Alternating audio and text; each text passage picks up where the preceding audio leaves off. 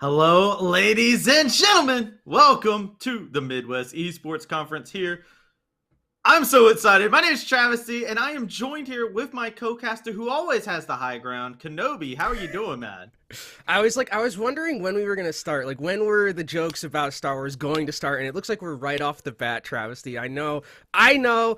Based off of that, we're going to have a great time today, me and you. And now, you've been hosting for the past month, but now I get you all to myself. So I am excited for a great day of League of Legends here at the Midwest Esports Conference. Last week had some great games. This week, I think, is going to be no different.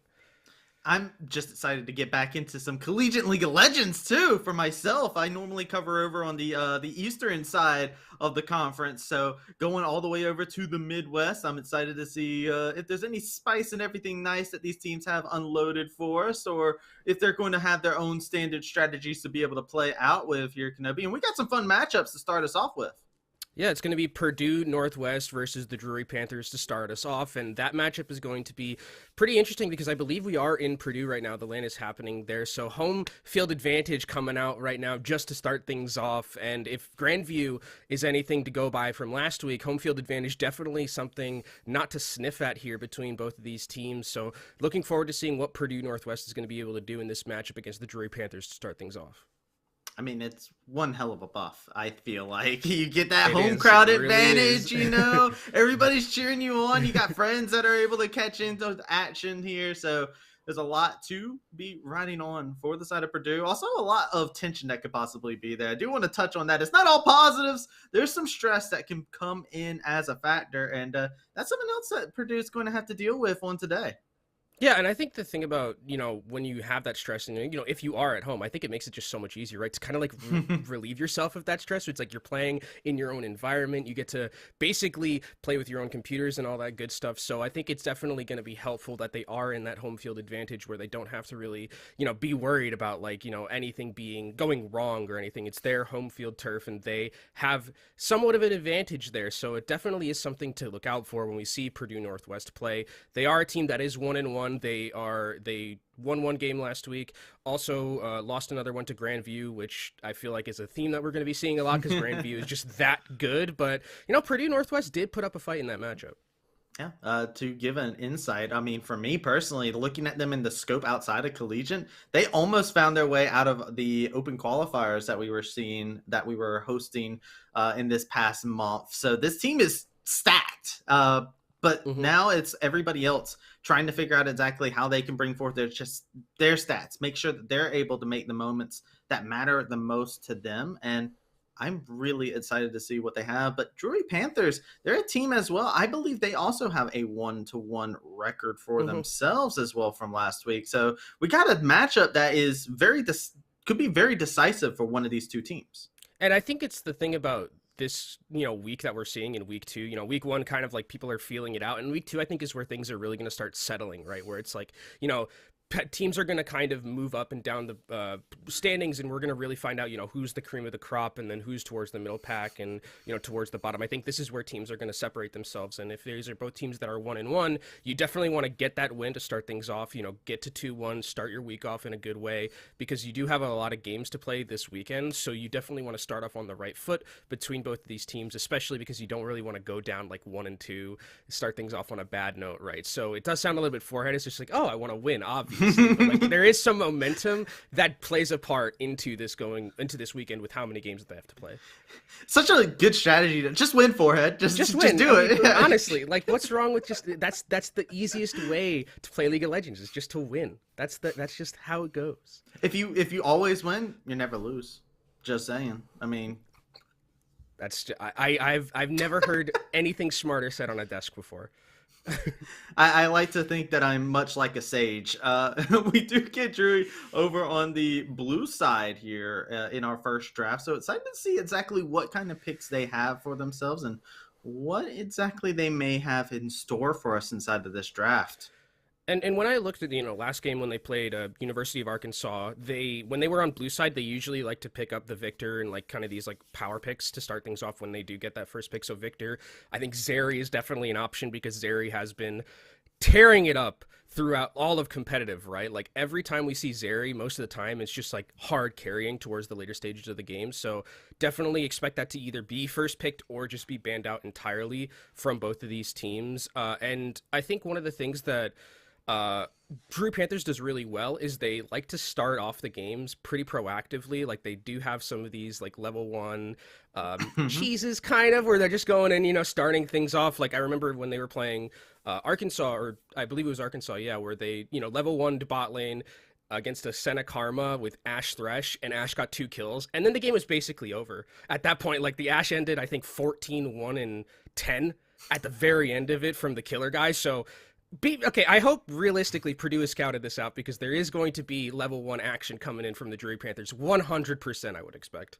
Yeah, I do know that like we've even seen some people that have been like, Ash is such a power pick that a lot of people have been sleeping on. I believe it was Solaria who I was talking with that she was just like, yo, wait, why do people not play this champion? This champion's so good. It gives you so much into a team composition, and it becomes such a phenomenal pick, especially around a team that knows how to communicate. Has the most broken ability, the hawk shot. That E is disgusting.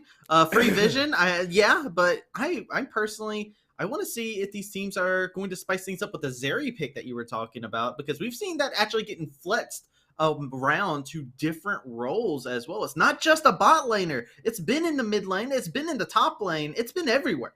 Yeah, I think Zeri is pretty strong right now. It might be a little bit of an understatement there, but like I think she does have a lot of flexibility in terms of where you want to put her.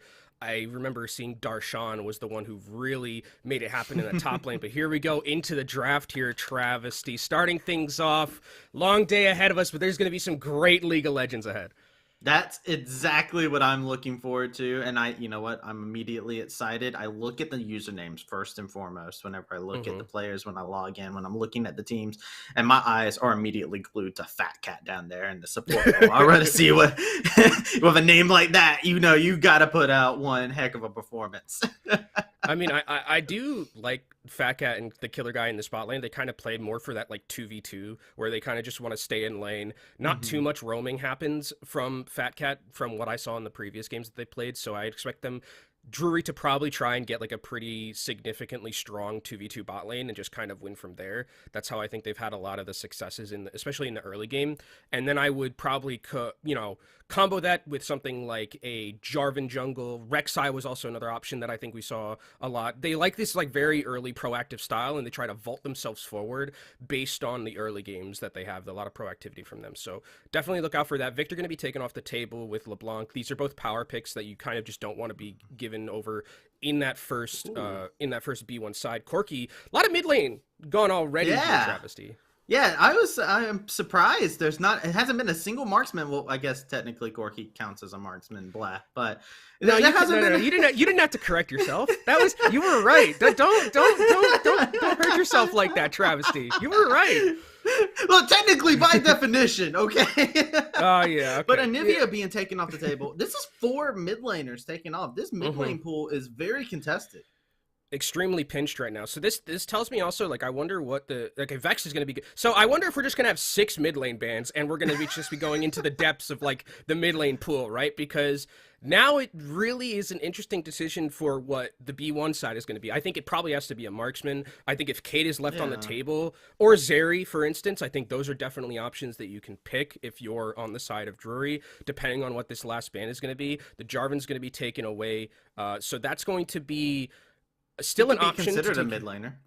Still could have and a top laner, and a top laner. So there are some options there, but I think this is a very. It seems like both these teams are very aware that like we don't want mid to be like a really not impactful role, because it's obviously still going to be impactful, but it's like we want to take all the power picks away from mid. Just don't want to be really scared about what we're going to be seeing with the Victor, Corki, LeBlanc, Vex, all these like very high impact champions that we see as we start. Are we going to get the pick? Yeah, I'm ready to see exactly what it is. It looks like there might have been a little bit of a tech difficulty on that one, but hopefully we will get to see what that first pick is as we're coming back over to us. I want to kind of touch back on that mid lane pool that we were talking about here. I saw all those champions banned. There was one champion who I think is an underrated mid laner right now. Vigar. He's still up, man. Vigar, you were talking about impactful champions. I love Vigar is the best champion in this game sometimes. With like the dopamine you get from hitting Cage and then like spamming all of your abilities and hitting R and like half the health disappears on an ADC. That's some pretty good dopamine hit that you're getting right there. That just is like pure serotonin. It's a feel-good champion. Yes. I think the Anivia was taken off the table because Baymax specifically plays a ton of Anivia. So that was definitely one of those options where it was like a specific counter pick, and it looks like both of these teams, based on the draft that we've seen so far with like the high priority into the mid ban, I think that it's mostly going to be like mid-centric is going to be the target for both these teams, at least in this first draft. And I think at this point, like I even wonder, like, are they going to pick their mids in the first 3 picks? Like I'm actually, with all this mid lane focus, I'm actually turning my attention to the jungle role. I think that it sets up your jungle really to have a lot of priority in the matchup. And the mid jungle 2v2 is always a narrative that gets stuck on every single time you see 5 players go against another 5 on the Rift, as these junglers could make the big impact here. And yeah, the question, mid laners, what does your pool look like after you've taken a hit like this? The junglers are going to be the ones that are going to set them up to be able to find their way into this game.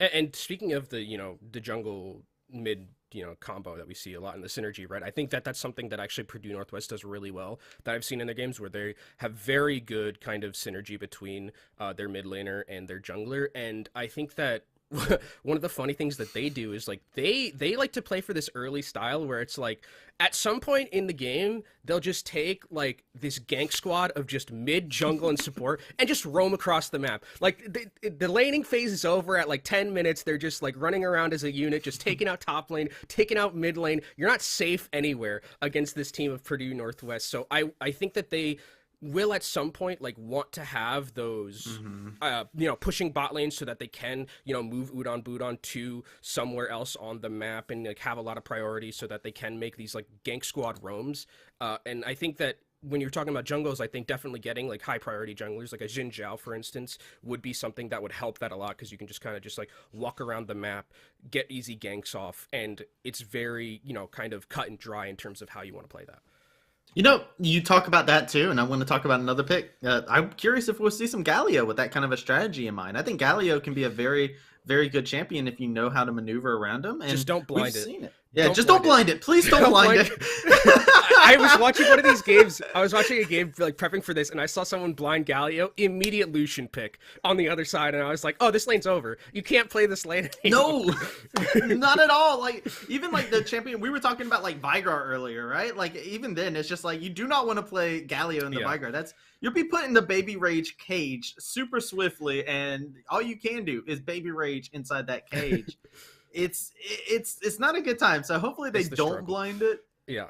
I think also if you're going to pick Galio, I really would like to see Pryo and Camille at that point too, as we're going to get back into the drafts. Looks like everything's gotten remade here, as we will be getting a Caitlyn. So this is obviously like kind of expected here, getting the best marksman in the game, I would say right now with the Caitlyn, after all the mid pinching that has happened. And now on the other side, I wonder if they're going to take one of the supports away, take a Thresh, potentially take the Leona, something like that. The weird thing here is that Lux is still on the table. So Caitlyn Lux is as someone who plays a lot of ADC, if I see Caitlyn Lux on the other team, I dodge, because I don't like to play against that. It's actual suffering to play against the Caitlyn Lux lane. You make one misstep and you just get binded, trapped, netted. You're dead. You're just dead. And it looks like on the other side, it's going to be the Jinx and the Karma. So a pretty decent, actually, bot lane. If it's going to be the Caitlyn Lux, like you can kind of match a little bit the push that's coming in from the other side, from Purdue Northwest. Yeah, and Karma gives a good amount of utility as well. But on the other side of things, I was hitting them. There's the Vigar, baby. You've seen it. You have a lot of sage wisdom, it seems like, here, Travis Diaz. Vigar is going to be put on the table. It obviously can be flexed to support. I know that there is a kind of build right now where it's just like Vigar. I think it's like you go Hextech Protobelt and you just Hextech Protobelt into people and cage them, and then the game is they don't get to play the game, so that is a possibility. But with the Nautilus picked up, definitely going to be opting in for a more standard bot lane, as we do have another tech issue. I mean, it happens online. It sometimes it just happens. It's a bug that did happen there. So unfortunately, we will get back into it eventually here. I am very excited. To your point, if the Vigar does decide, by the way, that he wants to do this run and gun kind of style of play, like where he runs up, take Predator instead. Don't take the Proto. Take Predator and zoom in there. But what if you just take both? Just double it up. You Predator and into Hextech. That seems a little overkill. You got to secure it, though. You got to make sure that you get it. But I think it's interesting to me that we saw Nautilus picked up when Lux was still open, right? I guess it's because you don't want like Enchanter versus Chanter, and you want a little bit more engage in the team fight. But that Caitlyn lane is going to get pushed in significantly hard, like that against the Karma and the Jinx. Like you're not going to be able to really unless you're hitting hooks or something. And actually, I would potentially maybe see like Nautilus start roaming a little bit. Udon Budon for sure is gonna roam, because Udon Budon on the Karma, every time that I saw them play this, they were like at mid at 3 minutes. They just like push in the wave, go mid, and then just make the mid laner's life miserable. So I think that in terms of like what we're seeing in the first 3 picks of the draft, already like a very strong bot lane for I believe Purdue Northwest is on the right side. I'm just trying to see it in my mind's eye. You're good. You got it. Your mind's eye is correct. You're not blind. I do want to give a little bit of foresight into what the bug technically is. We might see the draft get a little bit changed towards the end there. Apparently there's a bug going on in which it's not allowing them to pick the champion they want, so it's just randomly selecting. So keep an eye out. Might see a little bit of changes. So we're kind of just talking about like the champions as we're seeing them, but there is a chance that we may see some changes coming forward. But I do like the idea of what they're going for right now. This composition right now, talking about the Caitlyn Vigar from the side of the Panthers over here on the blue side, this is a very cool composition of being able to move around the map. If they do lock in something like a Nautilus, like a Leona, something that can roam around a bit, your siege potential is actually pretty exceptionally high. And if you get poked out or caught in one cage, it's over. Yeah, definitely. And I think the other thing that's cool about, the Vygar is he actually has like pretty decent gank setup, especially once he gets cage, right? Where it's like you just throw the cage on someone and then you can just get your jungler to come in and secure those kind of kills. So I think Vygar, definitely you hit the nail on the head and foresaw that really well, where it says I think the Vygar is going to be a pretty cool pick, and I think it offers, obviously it scales to oblivion because it's he's Vygar. broken. That's just what he does. Yeah. You just look, dude. You build your one item, one AP item. That's all you need. I think and then you turn around and you go your chain. That's all. That's it. That's the build right there. That's all you need. You just chain a threat, and you're just like, all right, you can't kill the Vygar. He just runs around. He gets a ton of AP. It's great. It's a good time. As we are back inside of the draft, as it's going back. Says no you on the pick, so we will see what exactly the picks are looking like here. I think that there might be a bit of a, because we're supposed to be in bans right now after what ISO. Okay, so we are gonna. Hey, you know what? They're just teasing us, right? They're just like, yo, you want to get in the game so bad, you're not allowed to, right? We're making you wait on the edge of your seat for whatever this pick is gonna be and whatever the draft is gonna look like. I think that also, like when I look at, like, you were talking about how Vygar is broken. Am I like wrong that he got buffed recently, where it's like his Q, he gets more. I think he gets more of his passive back from like getting. Well, I mean, even then, it's just like, even if you look at that, it's like that's not even the broken aspect of him. It's his E. Like you throw down the cage, it's actual suffering to play against. Huge AOE stun.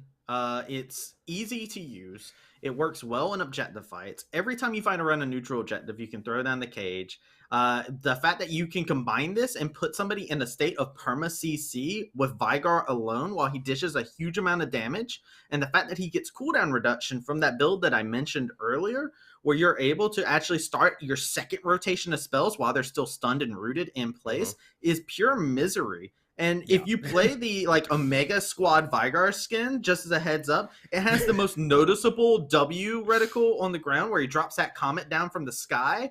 And so you're making them feel that pressure of them about to get domed twice in a row immediately after, because it's so easy to tell that thing is coming for you.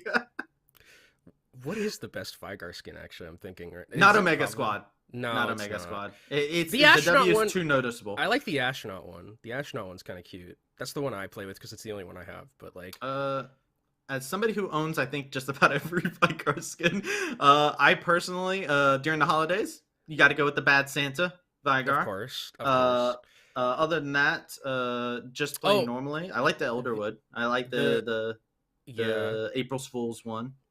So. The whatchamacallit, St. Patrick's Day one is also, I think that's the one. That's a classic.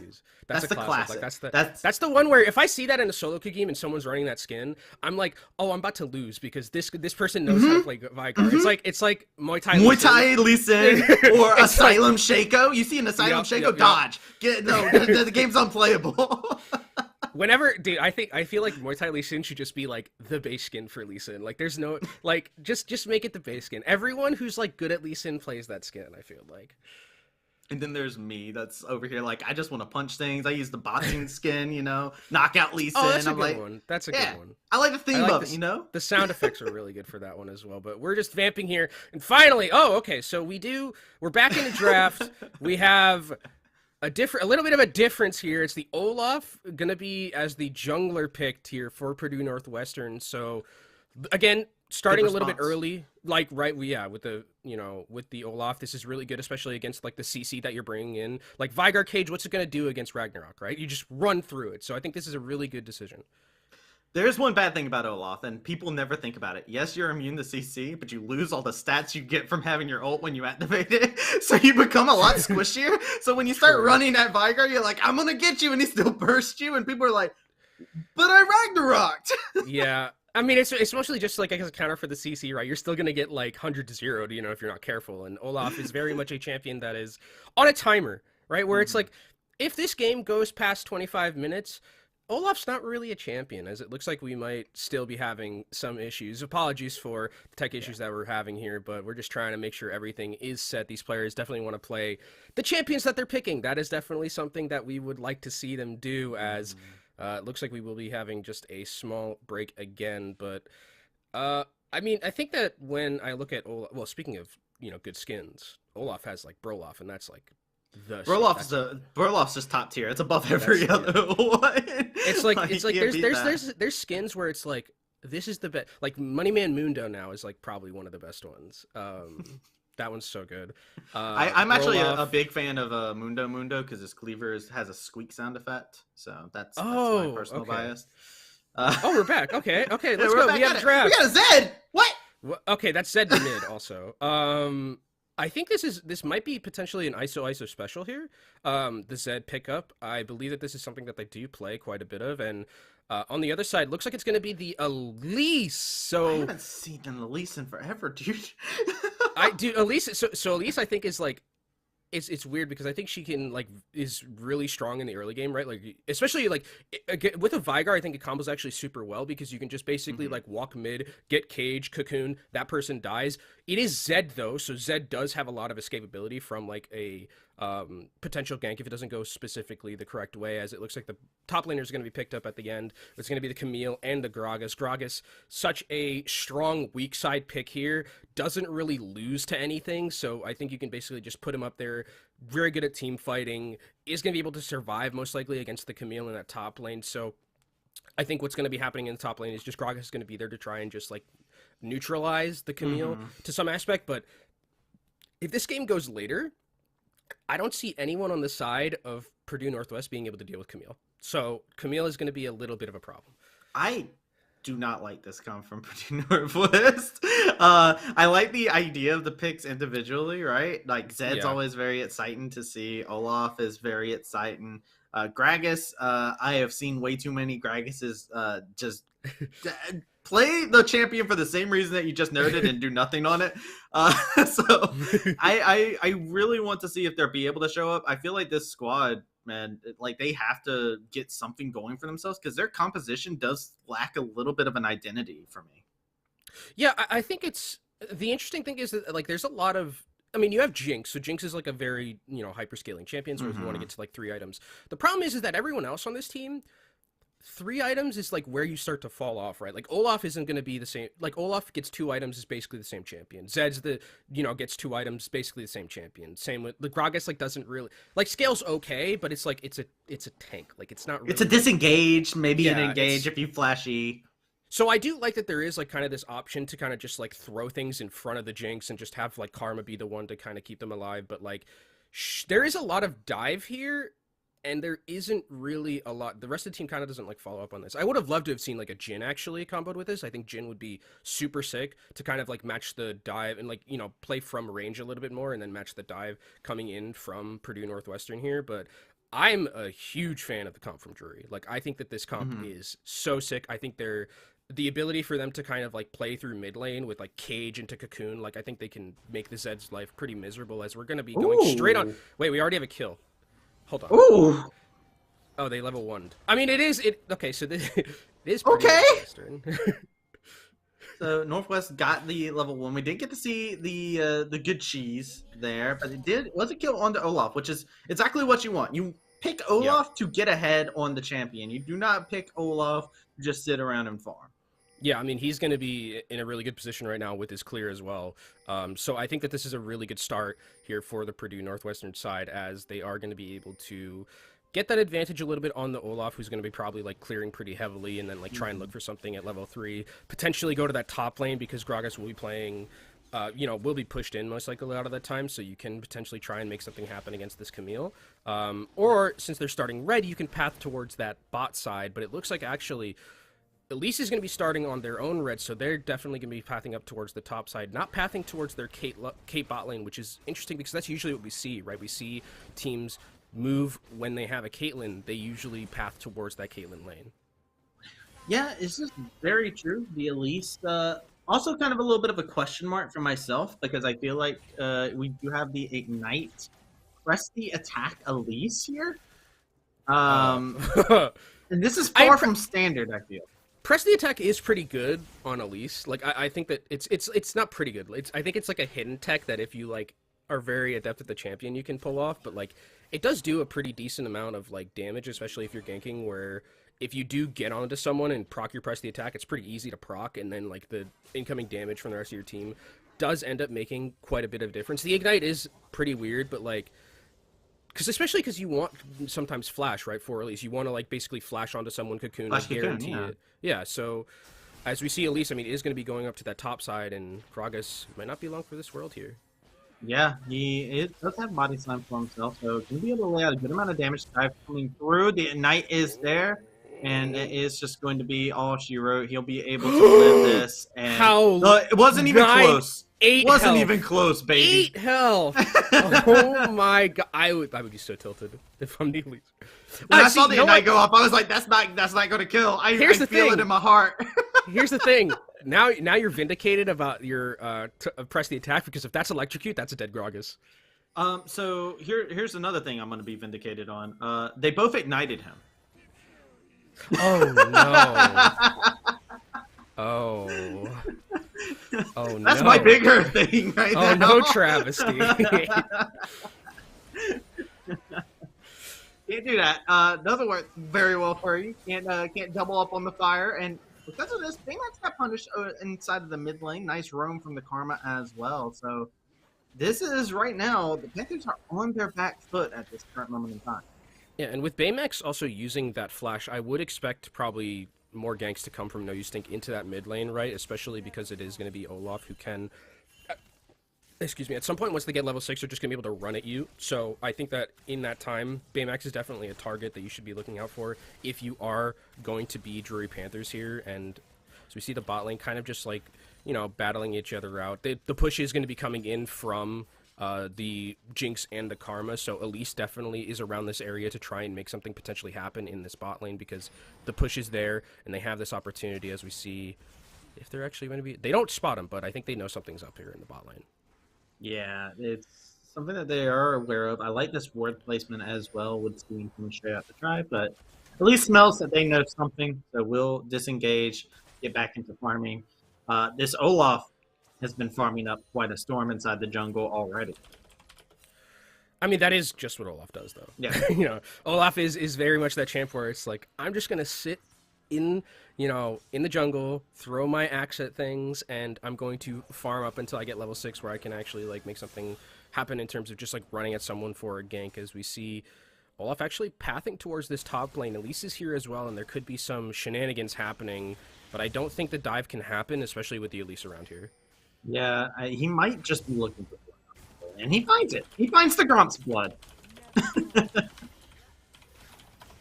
Poor Elise. No jungle camps for them, but in the bot side, looking like I'm trying to disengage this. He's not trying to get away. Fat Cat is getting hit up with these rockets. The Poner is firing away. The killer guy will be able to find out Udon being finished, but the rockets not able to finish out their prey. No more mana for the Poner. And that is going to be a kill going over to the Panthers in the bot side.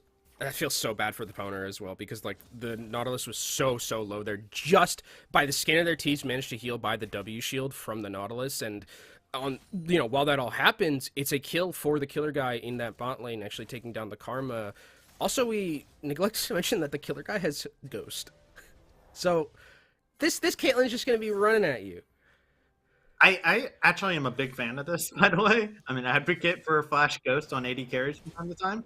It's a very aggressive way to play it. I've seen some people talking about a Flash Ghost on like Jinx and whatnot as well. You can't get away from it. Yeah.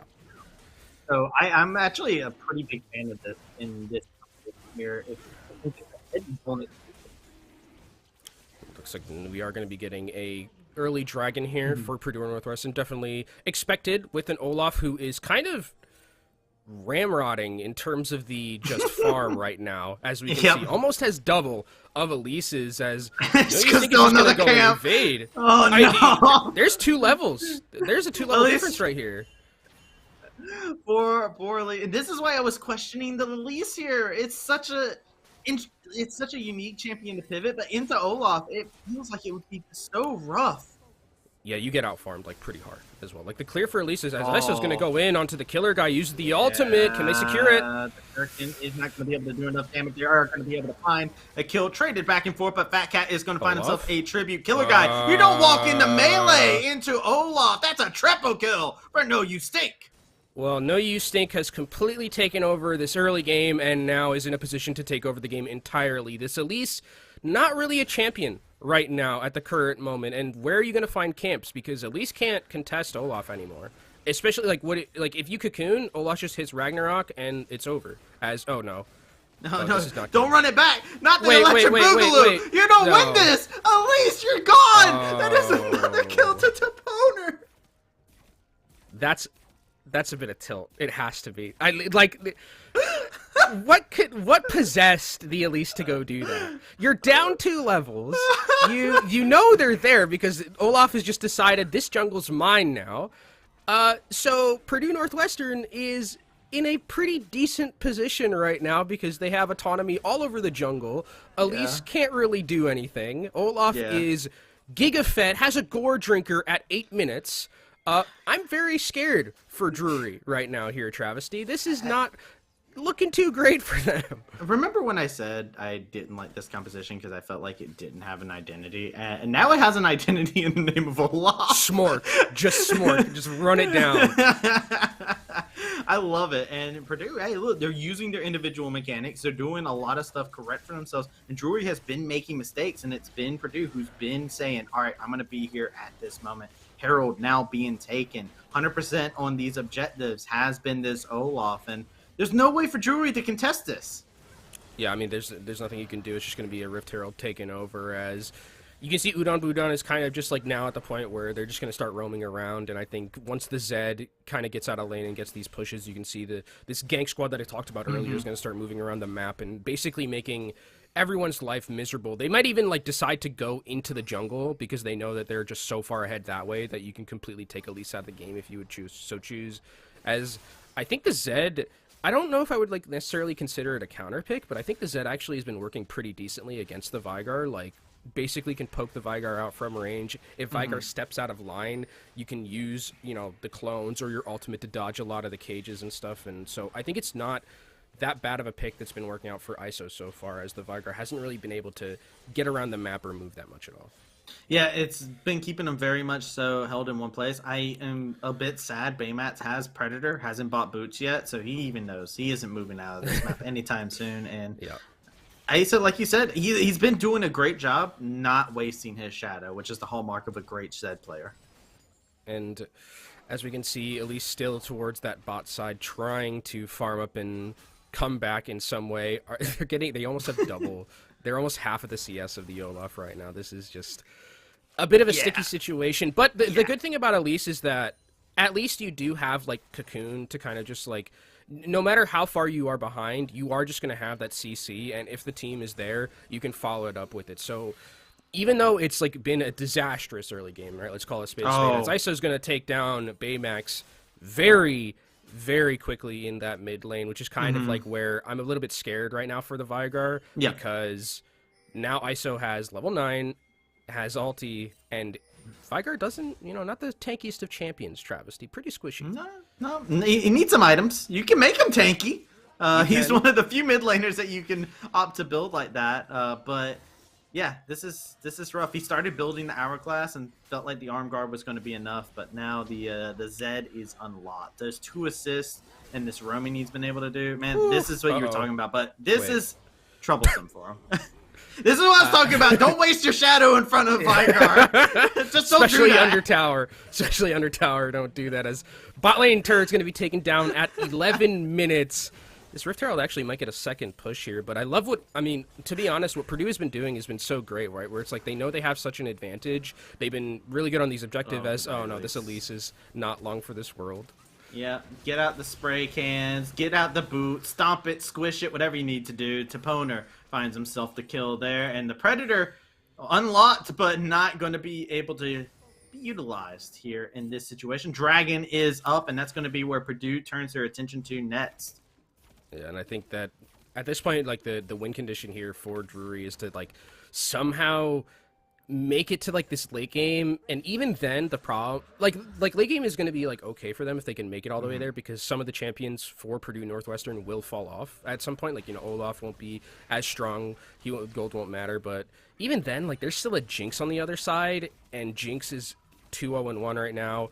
probably going to be completing their Kraken Slayer or their Gale Voice relatively soon. And the Caitlyn's not really been in the greatest position. Does have like that one kill, but like I think you're relying really heavily on like this getting the late game and you just being able to blow up someone as you're just going in here, but not the highest of health. No, and the headstake ultimatum, a beautiful cast to be able to split apart this Elise from the rest of the team. That's going to be the turnabout, and it's fair play as over inside the mid lane, the Jinx finds the kill onto a caught out of position Nautilus as well. Purdue coming out on top of everything. Really well played, though, I think, from Sol and Drick to at the start of that to realistically like make it so that the Elise couldn't get in with the cask, and I think that really helped make that a 1-for-1. And then on the other side of the map there was a kill, so it's essentially a 1-for-2, and Purdue Northwestern still comes out on top with how completely obliterated they've made this early game. I mean, let's just look at the difference again when it comes to that jungle. Level 8 just now dinked for Othering, where, I mean, No You Stink has been level 9 and will soon be level 10 way quicker. This is a Predator pop. They are going to be able to fire some shots. Will find safety in the rest of the team. Anchor will be able to connect onto the Karma here. Zed biding his time, but he's on top of a ward. He's going to find out about that very quickly as the Comets start to fall down on top of him. But now the flank coming on in. Baby Rage Cage is going to be utilized. That's going to be the Primordial Burst. That's going to be able to take out the Karma as Olaf is running wild now. He's going to be able to find himself 2 kills for himself inside of this fight, but the trades are not in their favor. Tapona free hitting a triple on the Olaf as well. Killer Guy, the last one standing, will be able to escape to tell the tale, but Purdue coming out so heavily on top. Yeah, it feels like a wall of diff a little bit, right? Where it's just like they're so far ahead that like the fight looks like pretty decently. Like with the Viger Cage, they're able to take out Karma relatively early in the fight, but there's just so much of a gap between Drury's items and Drury's experience to what Purdue Northwestern is doing, and Purdue Northwestern just smack them with their wallets there. And it's very difficult for Drury to win these like 5v5 team fights anyway, because there's a lot of pick potential in their composition, right? You want to be able to like start fights off with like a cage into a cocoon, something like that, burst someone down really quickly, but elongated fights are definitely going to favor Purdue Northwestern entirely. I mean, it's just disgusting. There's a Sterix gauge now on this Olaf. Like, how are you bursting? He's unkillable. He's not dying. This is such a huge threat on this team, and then like, if you're trying to deal with this Olaf, how do you deal with the rest of the people on this team?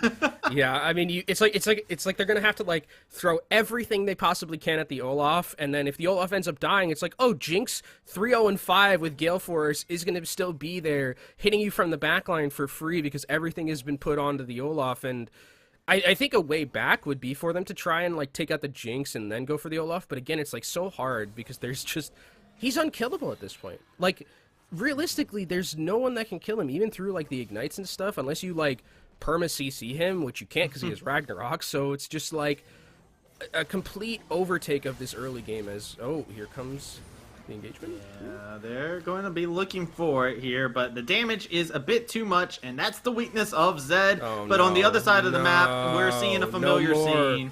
We've seen this many a times. No fans of spiders here in the chat. Mega Death Rocket comes in, not enough damage to finish them off, but we'll be able to do the zoning needed, and they will be able to crack this outer top tower. This feels a bit like bullying right now at this point. like, I mean, look at, dude. Okay, I Olaf has 128 CS, and Elise is 66. Like, it's the struggle bus right now in this jungle matchup.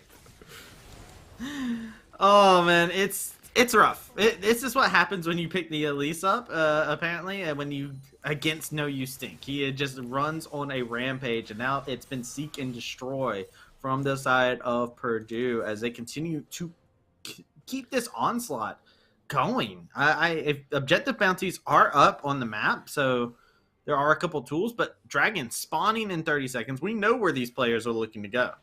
Yeah, Soul is going to be the option here, and it's Infernal Soul, and if there's one thing I don't want to see on Purdue Northwestern's team, if I'm Drury, it's Infernal Soul. I'm going to get absolutely obliterated by Infernal Soul. This is a scary proposition, and Soul, I think, will probably end the game if it's picked up by Purdue Northwestern here. Looks like Drury is going to try and make their final stand around this area, but again, like, how are you going to get into this fight, right? You have to have, like, a miracle cage or something like that, blow up someone extremely quickly. And it doesn't even look like they're going to try. They're just going to forego this one, which makes sense because it's not like it's sole point. Like, you can live to fight another day, have your team scale up a little bit more, try and get some items before you, like, completely decide the game in a fight. Yeah, it's just rough now. Purdue set up to be able to grab it. They also have 12K gold in their advantage at this current moment in time. This is not even 20 minutes into the game here. Purdue is running shop. Yeah, this is a little bit of a... It's so scary, man. Like, how do you... 12K gold lead is almost... It feels like it's almost an insurmountable gold lead on something, like, really disastrous happens, and, like, Purdue get, like, a little bit, cocky with their lead, and they, play a little bit fast and loose, make some mistakes. Like, that's... Essentially, the only real way that I can see Drury getting back into this game is if, like, Purdue realistically, like, try and... make something fancy happen that doesn't necessarily need to happen, and then objective bounties start to become a problem. I want to see what the gold is sitting at on the individual champions here right now, because I bet you Olaf has a majority of it in his pocket. Looking at it, there you go. Look at the gold difference between him and the Elise. This is so tragic. Olaf has almost 10K gold, and Elise isn't even at 5K. Almost a 5K difference. Ugh. Half of the gold lead that we're seeing here from Purdue is on the Olaf, and the Jinx is just getting more ahead. Another catch out, this time onto the killer guy. And now the Ragnarok. Olaf has the zoomies. Exhaust is being utilized. The cage is being put behind him very defensively, trying to look for the burst. But here we go. The damage is just completely unadulterated as they are demolishing every single bit of hope that Drury has here in game number 1.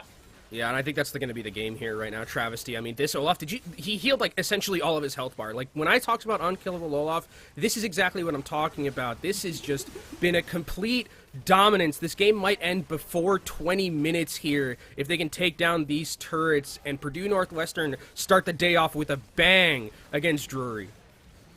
Unkillable Olaf is real, and it is here inside of game number 1. A convincing dub for Purdue. Honestly, they got the style out there, Kenobi. I think that's also a game where it's like, if you're a Drury, that's like a we forget that game ever even happened. Like, we can't dwell on that game. 19 minutes and 42-second game. Like, the early game was completely disastrous, and I think that No You Stink absolutely obliterated the Elise matchup with the Olaf. I think completely smurfed it out, and for Purdue Northwestern, I think that was a perfectly played early game for them. For Drury, they have to go back to the drawing board, because that, I don't know if I want to see the Elise again. So I don't think I want to see that, especially against the Olaf, if it's going to be that way. I'm with you on that. It was a rough go. I liked a lot of things. I liked the Vigar pick. I liked the fact that they had answers for some things. It's just, they had the individual answers for everything that they wanted. I mean, the draft was okay. In a vacuum, I think the draft was pretty decent for them. It's just that, unfortunately, the early game spiraled so far out of control with that triple kill from the Olaf, and then once the Elise returned to that red buff, I was like, the game is starting to fall apart, right? And that one did too. And I think that as well, the game might have gone differently. I think the first gank that the Elise had onto the Gragas actually had a decent chance of working, but the double ignite, kind of that miscommunication, I think really hindered them. And if they get that kill, maybe the game looks a little bit different. Camille starts to get accelerated and can maybe be that threat in the side lane that no one can deal with on the side of Purdue Northwestern. But I think from the drafting perspective, it was good. Just the execution, I think, in the early game was really lacking for Drury, and going into that second match, they're going to have to clean that up. Well, talking about cleaning up, I real quick want to give a shout out to one of our sponsors here for Skulls. As if you're looking to upgrade your gamer gear, look no further. Start your 2022 off right with official unified esports merchandise brought to you by Skulls. Hoodies, joggers, jerseys, armbands, and honestly, everything else you could possibly think of. Really, look at it, check it out, and see what catches your eyes. You have the skill. Now get yourself some swagger to back it up. You go to skulls.com/collections/unified, and it has everything you need. So gear up, game on, and Skulls. Yeah, you can get your Skulls. Skulls. Get yourself some unified swag, because it looks absolutely sick. I love the color palette that we've chosen. Me too. It pops. It really, really spots on.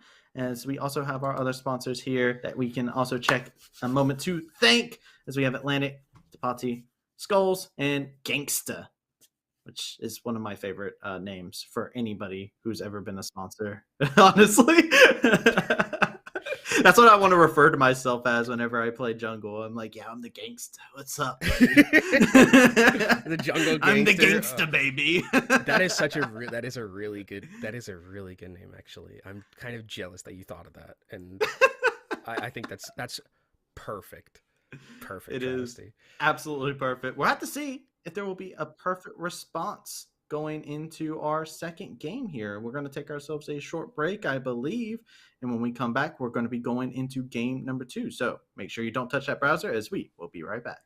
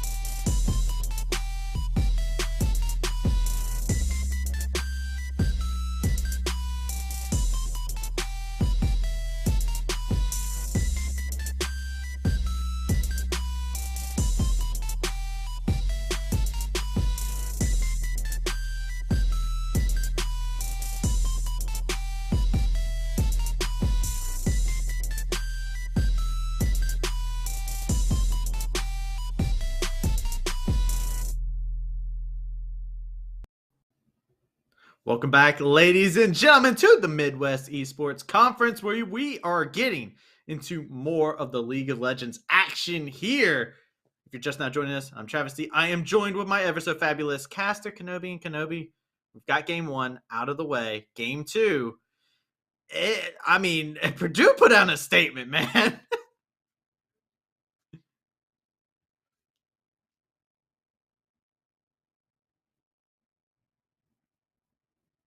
Uh-oh. Kenobi's muted. They can't hear him. They can't hear him. My boy. Wait. He's not here. Okay, it looks like I wasn't muted. But what I was saying was...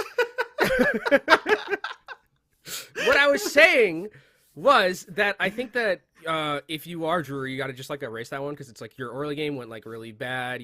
I don't, would prefer not to see Elise picked into Olaf. Just clean that up in the draft a little bit because I think their draft beyond that was like actually pretty decent. Getting Caitlyn early, taking that power pick on the blue side.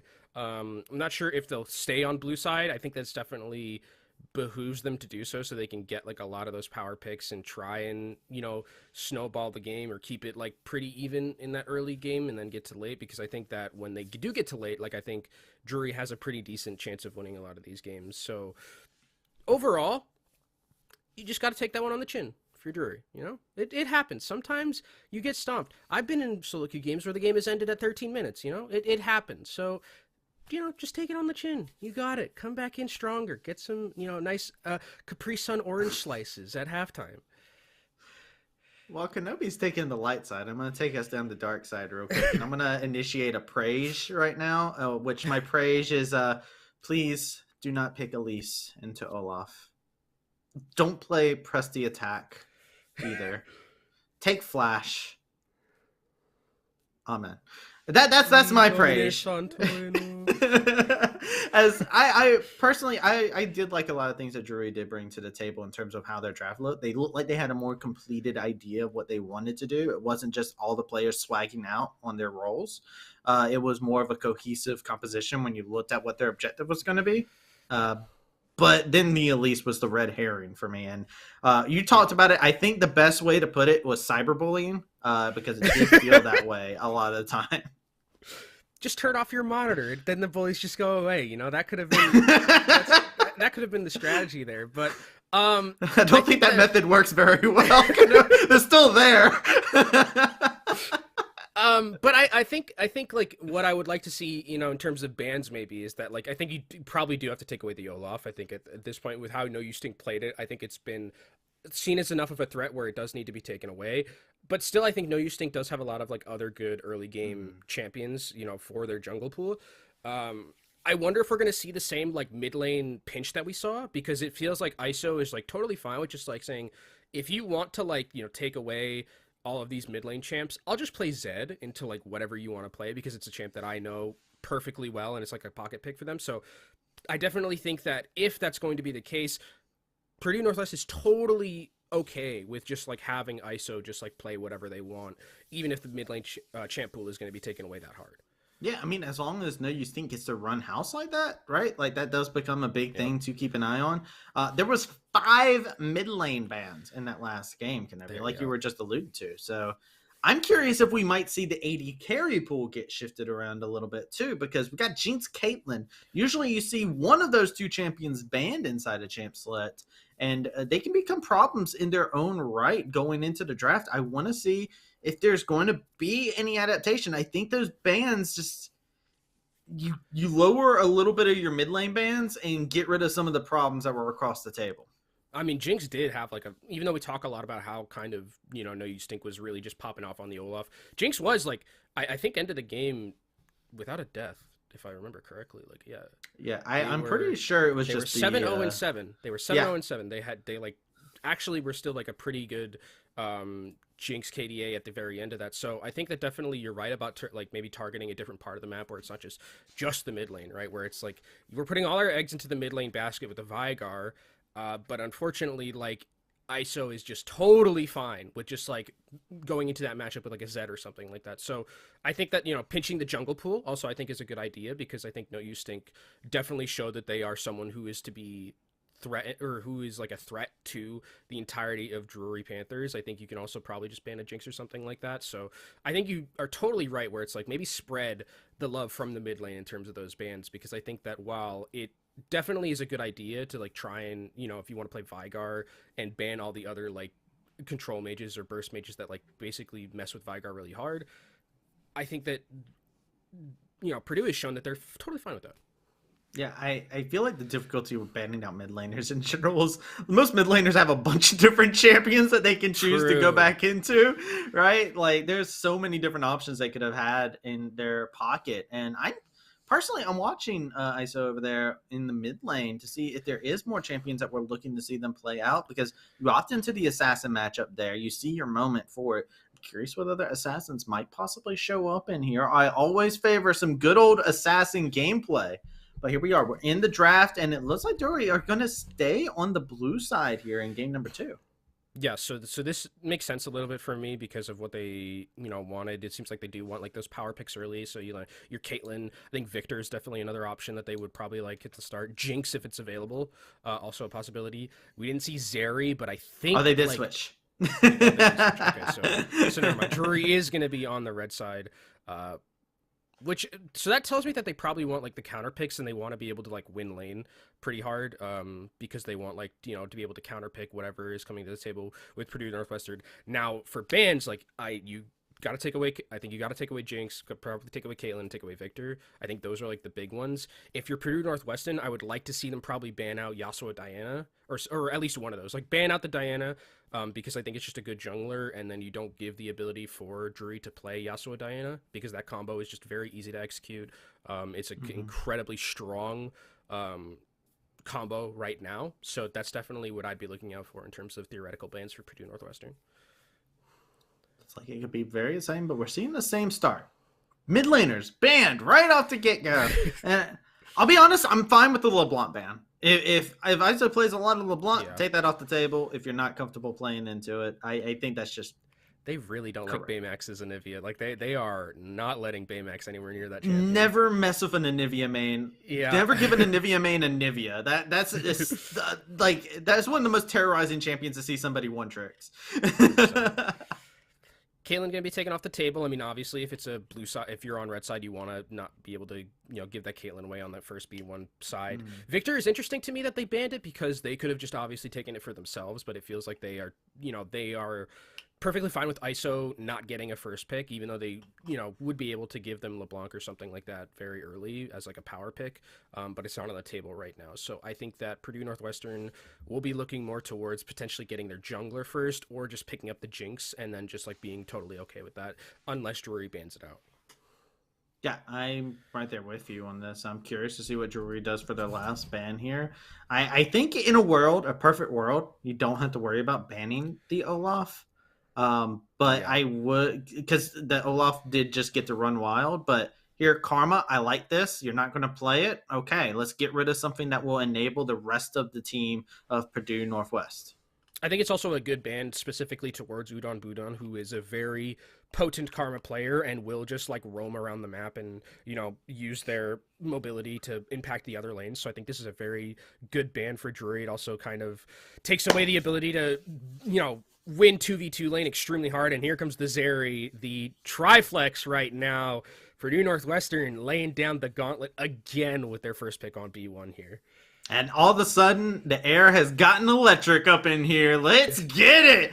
I'm ready to see exactly what these teams have in store for us. And you got an interesting pick for themselves here. But the Udyr was banned inside the last game. So this looks like it is a comfort pick inside the jungle.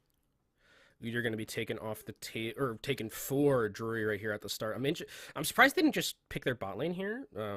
You know, go for just something like a combo of like the I think Jinx or Phileas Thresh or something like that, where it's like you just have like a really good combo in the bot lane duo. I'm interested to see what they opt in for now. It's another Vigar again for Baymax, so looks like this is a pick that they are very comfortable with here at the current moment. This is very curious to me. This is more, it feels like they're trying to dare them to like show more of their hand for Drury. I mean, Vigar is like a really good. I think it's just like, in a vacuum, Vigar is a pretty good champion. I really like to see Vigar more as like a counter pick, right? I don't like it as much blind because I think that there are matchups that can be exploited against the Vigar. Like we did see with the Zed, right? The Zed was doing a pretty decent job, especially into that Vigar. But like, I think Vigar is usually best when picked when it's like blind into something that's like diving into you. Luckily, Purdue Northwestern is picking two champs in Aurelia and Sejuani that are going to get absolutely murked by Cage. So they're kind of getting bailed out slightly by this draft from Purdue Northwestern. The interesting thing, too, is to look into the idea that Sejuani and Aurelia have really good synergy with each other. A Lulu paired together here. This can go one of two ways. This could be a target put onto the back of Fat Cat, or this could be something that would be a fantastic buff for the party members. I mean, this could also theoretically, and I don't think this is the case, but like this could be Vigar bot. It is a possibility, like just like Vigar ADC. The OG lovers duo, right? The Yordle combo, Yordle buff. We're playing TFT out here. But I think that it is most likely going to be like if you're picking Lulu, you're picking it for like a hyper carry, right? You want to keep them alive, give them a lot of those buffs, and make sure that they're able to survive through a lot of the incoming dives. I think it's actually. I think so far and what I'm seeing in the draft is like with the Sejuani, with the Aurelia going into like Polymorph and Cage, I'm a bit scared because that sounds pretty difficult to deal with. And I would expect for Purdue Northwestern to ban out more of the AD pool. This tells me that this is going to be Zeri ADC instead of like Zeri top. I think that they could definitely still flex if they have like a pocket pick in the AD rule, but this tells me more so that this is going to be ADC Zeri more so than like top lane Zeri, especially Drury is absolutely picking up an AD carry here. Yeah. Like I don't see a world in which they don't. They want to keep the top lane blind. So yeah, I don't. Yeah, I mean, I think that you can pick like, I mean, Jinx is off the table, Twitch is off the table, Lux is a possibility, or not Lux. Sorry, not Lux. Why did I just say Lux? I was thinking Ezreal, but then that was where that went. It's actually going to be Vayne though. So Vayne is going to be. So Vayne Lulu is like very potent, right? It's like it's almost like impossible like late game to like kill a Vayne when you have a Lulu in your back pocket. It's also very hard to dive. So I think this is a pretty decent bot lane duo with the Lulu and the Vayne. Nautilus going to be picked up to go alongside with that Zeri, so a lot of skirmish and engage potential coming in from Purdue Northwestern as we see what their last pick is going to be, which is going to be their mid laner. Oh no, not their mid laner. Their It could be the mid or their top here. Oh yeah, because it's Aurelia, so yeah, they can flex that way. They can also lock in a bot laner if they want to play Zeri in one of the solo lanes. But no, it is the Mordekaiser, which has been a very long time since we've seen the Mordekaiser get some play, and that's absolutely going into the top lane. There's no way you put Mordekaiser into Vigar. One thing I was thinking as well is like you need some AP like for sure right now. It's like you don't have any on with the first four that we had. So Zeri does a lot of magic damage. That is true. That is true. Actually, she does have some pretty good ratios. So I think I think this is more of like they need like a little bit more like spice in the AP side than anything else. Especially with the Gwen not being on the table, Mordekaiser's kind of really the only option left. I think that there are like you could play Gragas like AP top, but like I don't really like that one. Give me tank Gragas and weak side as Graves going to be locked in for the end of this. So what I'm scared of here, Mr. Travesty, is that there is zero engage on Drury's composition. None. There is absolutely none. They have Bear Slap. Come on. Oh, okay. And then let's look at the other side. For Purdue Northwestern, you have Sejal, you have Aurelia, you have Nautilus. There's a lot of engagement on Purdue Northwestern's composition. So the onus is going to be solely on Baymax and on Fat Cat to, once the engage comes in, to peel for the Vayne, for the Graves, because there's no engage on Drury's composition besides like, okay, Flash Bear Slap, obviously, gotta of course, gotta respect it. Honorable mention, yes.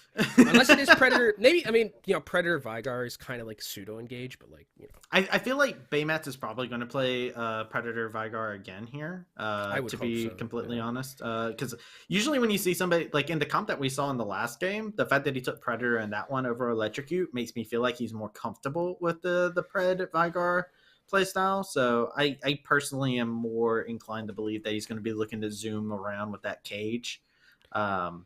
But yeah, I'm with you. There's a lot of disengage tools. I feel like Drury's plan is going to be to set up Purdue for failure. Yep. It's more of like, Purdue, you want to go in for this, don't you?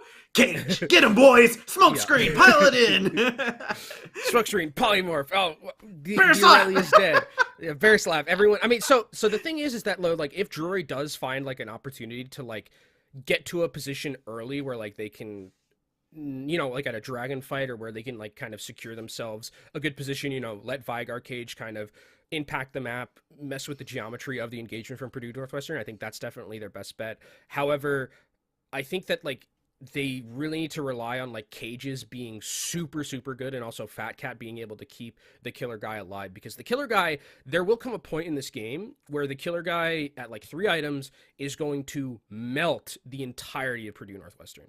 Like Aurelia's not going to be able to do anything. Nautilus won't be able to do anything. Sej is going to die in like 3 shots because Vayne W is busted. So like, I think that there is a possibility for Drury here. The biggest issue that I have is that like the composition, I think, for Purdue Northwestern is so easy to play. I think it's very much like Nautilus hook into Sejalt into Aurelia stun. It's just very on-demand stuns that make it so super simple to kind of just get those picks early. I feel like the composition that Purdue does have, right, is like you have this beefy front line, right? You've got Mordekaiser, Sejuani, Nautilus. That's actually really good for you to be able to engage these fights with. And then Aurelia has to pick the right moments. Mm-hmm. I'm curious to see how we'll see ISO get through this laning phase, because in the last one, he had his shadow that walked beside him and was able to allow him to, get out of these bad situations on the cage and whatnot and have these good trades. It's a little bit more difficult playing as a pure melee matchup where you don't have that blink. You have a dash, but you can still get caught in that cage. So keeping my eyes on that matchup, especially with how important the Vigar is for Drury, as well as seeing how this Zeri will navigate these fights. A lot of times can look like a mosquito or a gnat just flying around, not really doing much of anything, but the movement speed is very much so fun. Yeah, I think Zeri is a really interesting champion, just in terms of even like mechanics, where it's like her Q is her auto and like things like that. I think it's super interesting that we have a champion like this. I think she's also super busted, if played correctly. Hard agree. The other thing, I think the other thing I'm looking out for is like the mid jungle duo or synergy here, because if you look at like the setup for both Vigar and for Aurelia, pretty good for ganks. And then you also have like, an Udyr coming in to kind of back it up with a bear slap. You also have Sejuani with their own CC. So I think that mid lane, if the junglers decide to path through there, is going to be pretty volatile. It's just that mostly it's going to be on ISO to survive kind of this range versus melee matchup that always is a little bit hard to deal with at the start. But at some point, there will be a time where ISO, if they hit Vigar and get on top of them, the Vigar is going to be instantly obliterated. But you want to know something that is very sad? What? Just think about it. You pick Lulu. You're like, I'm going to shield and get my Vayne to stay alive in all these fights. And then Zeri says, oh, that's a nice shield. Yoink. or it's just like, oh, I'm going to be able to shield my Vayne. Oh, my Vayne's not here. They're in the death realm. Yeah. The Mordekaiser. You have to pay the tats. Absolutely. You're paying the tats inside this game. I'm going to have a tats check. That's going to be a stat that's going to be coming out here. We definitely have the graphic prepared for my tats check. Yeah. There's no way they don't. But there is a tat that has to be paid whenever you see a champion like Mordekaiser or Malzahar be paid. And if you don't do it, you're just disrespecting. Also, interesting that Killer Guy has opted in for the Ghost here, because I mean I know it is something that we saw Ghost on the Caitlyn last game. Killer Guy as well. Here I would have like definitely liked Cleanse a lot more, especially like because like realistically the only thing that the thing that kills you on this composition for Vayne against Purdue Northwestern is like the stuns. Like if you're just like able to cleanse away from the stuns, like you will just like take over the game. Ghost I think is okay for laning phase, where it's like if you want to be able to like get out quickly or take like a 2v2, I think that's totally fine. But like into that later game, really, I think Cleanse would have been beneficial as, oh, here comes the Udyr. Here comes the Udyr, bear stance and all, looking to see what kind of trouble he can create. Ignite has been used, the shields are there, and Udon is going to get devoured. First blood going on over. Not going to be able to find the trade back kill onto the Udyr either. Beautiful first game. Yeah, really nice start here from the Udyr, and a really good understanding of that, like, the push is going to be there for the other side, pass down towards that bot lane, is able to secure a kill. Specifically for the Udyr, would have been nice if that had gone out on the Vayne, but not too big of a deal, as Udyr now gets 2 Ruby Crystals, starts moving around this map a little bit more, as No Use Stink is just clearing out their red, and I wonder where they're going to be opting to go for. Now, I wonder if this Sejuani is going to start going a little bit early to places, like to gank, or if they're going to, wait till 6. That is other possibility, because your ultimate is just so strong. I'm actually very curious. We're seeing the invade come out. Sejuani is actually a counter pick into Udyr too. So it's also just like, this is a very disgusting champion, but Udyr was able to get a hold of his buff. He's able to move around the map so very fastly. He is going to keep zooming at him. He has pressed the attack, by the way, as well. Good catch on the cage. So he's going to be able to lay out some good damage. This is looking to be the turnabout, but the Graves is coming on over. He has the fast track. This is going to be Sejuani going down. One more auto secures it for Baymats. I mean, this early game has been infinitely better, as actually they want more of this. This Mordekaiser might be taken out here. The speed coming in from the Udyr. Bear slap OP. As we'll see if Yoda can take out this kill. Oh, no. Nope.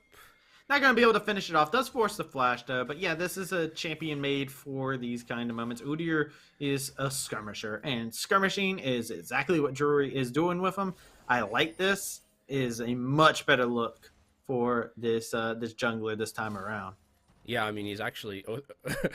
Othkirk gets to play the game, it feels like, right now, and is actually, like, being pretty impactful with the Udyr in at the start of this game, as the wave is actually going to be pushing, and here comes Udyr again.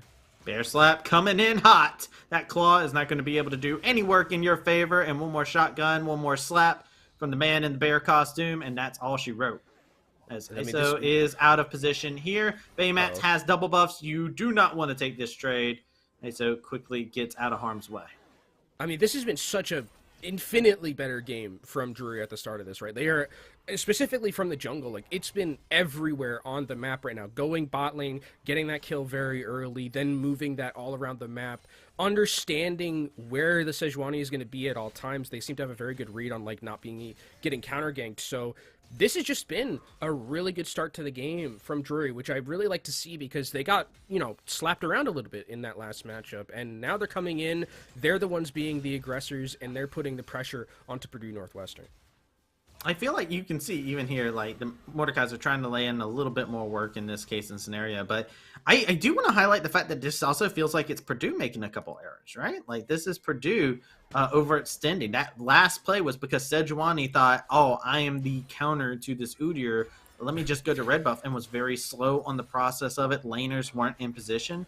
It's Purdue making mistakes now, and it's showing the vulnerability that this team could possibly have. And now we're seeing a beautiful gank coming in. The Nautilus with the layup, but the cage was still there. But, oh man, I like what Purdue had in their mind. I think it was a good idea, as, it actually looks like the Nautilus might be caught here. We're seeing a little bit of scrappiness in the river here, Travesty. Yeah, they're scrapping hard here. The exhaust has been put. A nice cleanse. Get the kill onto the Udyr. Now it's Fat Cat. The attention has been turned over to opponent, looking to see if you can lay a little bit more damage. Not going to be able to zap anybody with that. And that is going to be a kill on the return there to go over to Purdue. And I really do like what Purdue Northwestern did there, where it's like they're pushing in this lane extremely hard, like they want to be able to roam a little bit, and they're the first ones there. Vayne can't join that fight because the killer guy has to get that huge wave that's bouncing into the turret, so there's just a damage advantage coming in for Purdue Northwestern in that fight, and they take the kill. They're able to secure a dragon on top of it as well, so, I mean, the gold lead is about like 400, but the early game has been going so well for Drury, and Purdue Northwestern brings something back here, and now we'll see what they can do now that the game's a little bit more stable after this Udyr has kind of been running amok in the early game. Has been running amok indeed, and you're seeing... I feel like it's another thing of Purdue's looking to try and get their advantage in the mid lane, but this Udyr is all across the map. Consider this man global. He's looking for blood. I'm not sure if that other minion actually saw him walk into that bush. It does not look like it. Udon really going in for the play. Here they go. They're trying to zap through this fight, but Taponer, this is not the right neighborhood for you. Fat Cat finds the kill.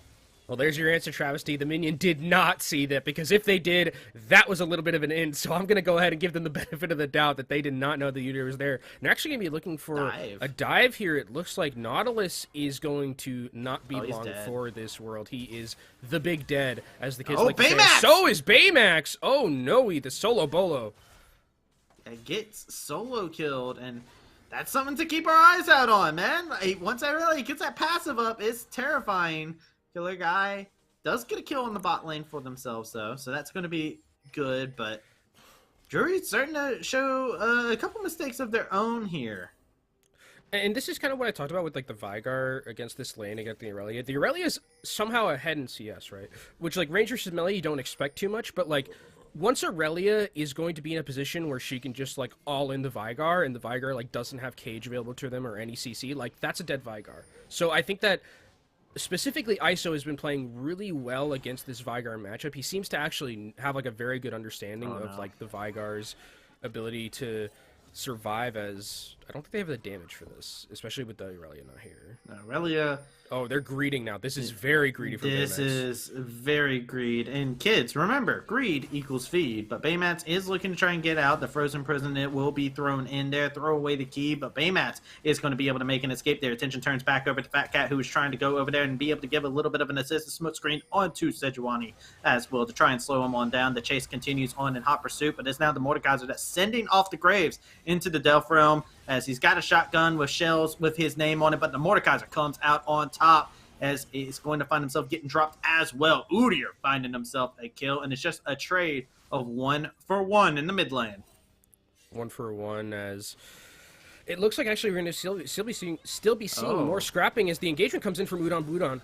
Yeah, they're still looking for more here. It's looking for the kill onto him. Beautiful condemned to keep the Aurelia off of him. That's 2 kills. Beautifully done. Make it 3, and a double kill on the Vayne. Yes, please.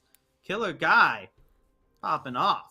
This looks like a completely different Drury team. Like, if you remove the nameplates, I wouldn't expect that this is the same team that got clapped that hard in that last game. I love what they're doing right here. The roam timings have been excellent. I think they've been playing so well against the early pressure that the jungle has been created by Othkarik, who has already gotten this chem tank, is now going to be even more of a threat in terms of ganks, and I am just loving how Drury has been playing this so far.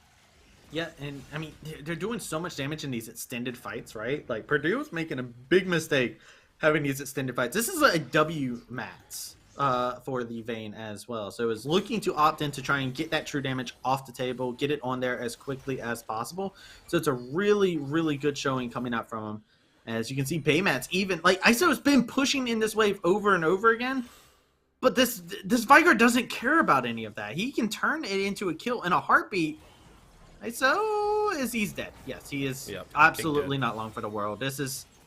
Oh, wait. Oh, the stun wasn't there in enough time. ISO will go down. Oh, as we actually see in the bot lane, it's going in. There's some engagement here. Udon is so low. He's so low, but the opponent is doing a lot of damage. That electric did work, but the polymorph to give that extra bit, the double kill. There was no ult available for Zeri after that. That's all that the Killer Guy needed. This Drury team is running away with a lead of their own. Great patience as well from, like, the Lulu, waiting for that polymorph for, like, the last second when they needed it. As Stick is going to yoink that one away. You know, take something back for themselves. They need it. They need a mental boost after how this game has gone so far. Trying to play off the PTSD from game number 1 there. Stealing buffs away from Udyr in front of his eyes. Sejuani's still been doing a good job at making sure that they've been staying up in farm, but this advantage that we've been seeing off of this Udyr pick, this is why the Udyr was banned in the last game, and this is why they said they wanted to early rotation it here in the second game's draft. Yeah, it seems very much a comfort pick here for Othkarik, as, I mean, even though they're behind a little bit in terms of camps, they have 4 kills to their name. They are in a perfectly fine position here, along with the rest of the team, and while we've been talking about, like, the early pressure in the jungle, Vayne has 5 kills. And Yeah. Vayne is a champion that scales probably to the moon in the late game. Not even probably, just scales like an absolute madman.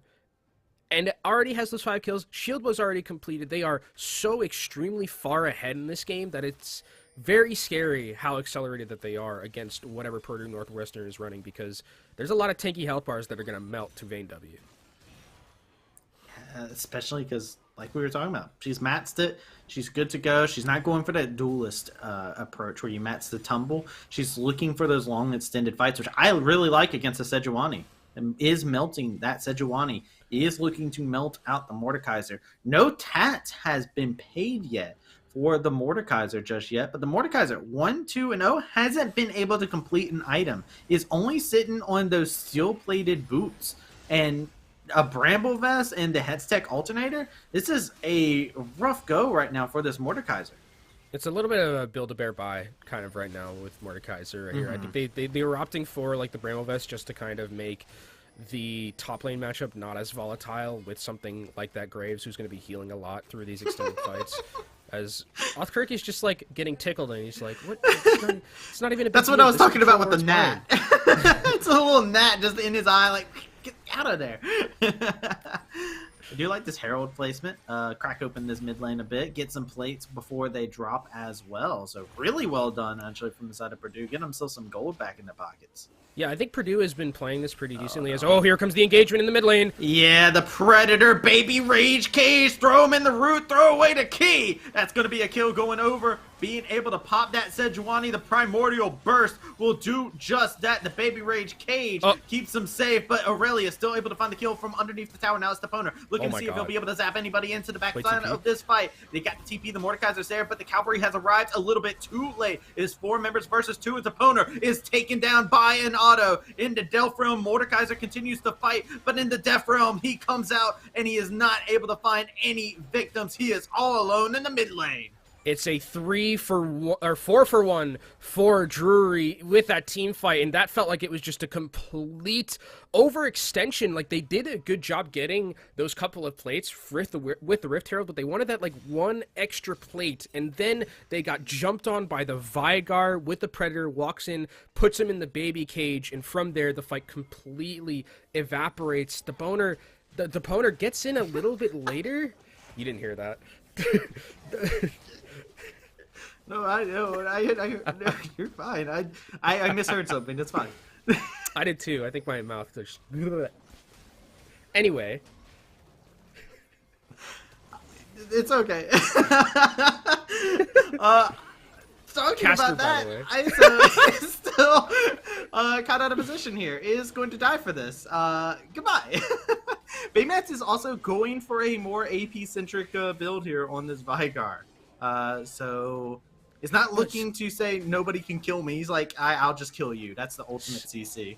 Speaking of AP, Othkirk has a he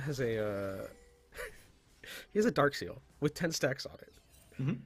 That's just that doesn't seem like an Udyr thing, but it seems to be working out. 110%. It's an Udyr thing. Yeah. What do you? I guess he's Phoenix Stance Udyr. So yeah, okay. Like if he was not Phoenix Stance, then yeah, you're absolutely right. That would be very troll. But Udyr's one of those champions where you get a little bit of mix in there. I think the only people that know how Udyr truly works are the people who actually play him. Like a ton. Like the ins and outs of Udyr is very interesting. I remember where we had the Runic Echoes Udyr, where it was just move fast. It's also very curious. I was talking about the press the attack earlier, but goodbye to Fat Cat. TP is coming in. They're looking to continue this fight on forward. Killer Guy is over here onto the side. He's going to have a death charge thrown his way. The cancel on the teleport has happened, but it looks like the teleport wasn't needed, as it's just Killer Guy free hitting, just condemning everybody from Purdue down to death here, as they'll be able to find kill after kill. A solo kill happening over in the top lane for the Mordekaiser, but the rest of your team has been fully routed. Yeah, Killer Guy just kind of doing their thing that their namesake lives up to, killing guys right now. It's just an absolute Vayne masterclass right here, along with the jungle. I mean, it's at this point where we look at take stock over the game, it's like a 6k gold lead for Drury. They're starting to get their Drakes. It's Hextech Soul, which oh my god, Vayne in the current position they're in with Hex Texel, I'm sorry, the game might just be over at that point. So I'm very scared if I'm Purdue Northwestern, because you don't match the scaling of this comp from Drury. There's no way. Vayne is on another level right now. The Zeri, I don't think it hasn't worked as well as I think they would have liked here, and this Vayne is just going to take over the game, especially with where they are at right now, unless they get caught right here. Yeah, Tabono looking to see if he'll be able to catch an angle onto this Vayne. Vayne is going to be able to condemn away and be able to tumble in through this fight. And the kiting coming back so expertly done.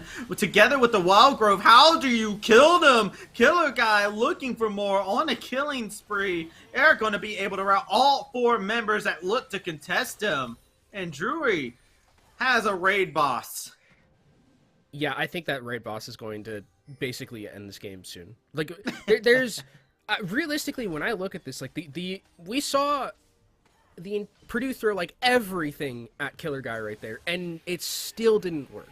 There was so much that they just like tried to take out the Vayne, but through like polymorph, through the wild growth, it is just impossible. I think at this point to take down that Vayne, especially with shield bow, like I think it's also a really good decision by this Vayne here, because you could like have opted in for Kraken Slayer if you were feeling really greedy, but like you want to have that survivability. So I think that at this point in the game, it's not over just yet, but the 10k gold lead, and with where the Vayne is right now, with how much longer this game is going to keep on going, and the scaling that you're going to be bringing from Purdue Northwest or from Drury, unless Drury makes like some egregious mistakes here in this mid to late game, this should be them taking the game relatively soon, probably at like 30 minutes, right? Young Kenobi, you haven't realized the powers of the dark side just yet. It feels like. I'm going to be on the dark side here and say, no, there's no way. I mean, you have a Vigar, 5, really 1, and 6. Yeah. You got an Udyr who's just running amok that you cannot kill. And then you have a Vayne who not only has a shield bow, not only has a wild growth, also has a speed up and has Ghost. Like, you're never catching up to this Vayne, and this Vayne will re-engage when she sees that she wants to have that moment, when she wants to decide that it is time to dine. So, Drury, right now, I mean, it's a game of how do they end it, and how do they get it. We're already 19 minutes in, well, 20 minutes in right now. This game has gone on longer than the first game. It does seem like they've had a little bit of trouble looking to close out the game in comparison to what Purdue did with their advantage that they had. But Drury still has such a commanding lead. It would take an egregious error. Yeah, this Baron. I mean, flipping maybe, flip the burger here. Let's see what happens. This very low. Baymax is not the person to catch there. He just goes in and put him in the cage. And look, the fight is so separated. You can throw yourself in the death round, but it's just that Mordekaiser can stay alive for a little bit longer. This is just going right back over. This is going to get melted. I mean, they don't even need to call their Graves in for this. He's got TP if he needs to, but he knows the team doesn't need him right now. Yeah, you're right about the dark side. This game's probably just over. Like, I'm telling you, there's so much power. Embrace the dark side, Kenobi. It is. I mean, look at the gold. 11k for this Vayne. Absolutely smurfing it right now. ISO's probably dead here. There's going back in for that. You're trying your best, but no one can kill the Killer Guy. Yes, embrace the dark side.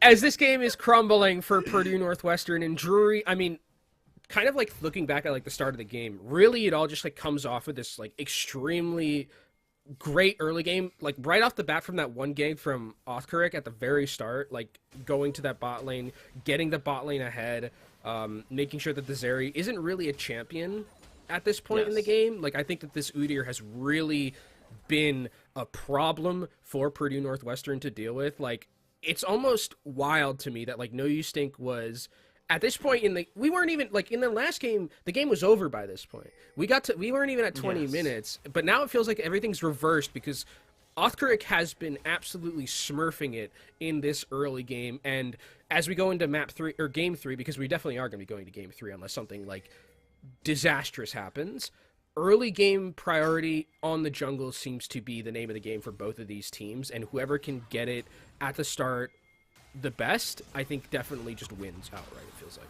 Yeah, Death Room, yet again. Mordekaiser does do a good amount of damage to Graves here. Like, Graves doesn't win the 1v1 against Mordekaiser. There's no way you actually do.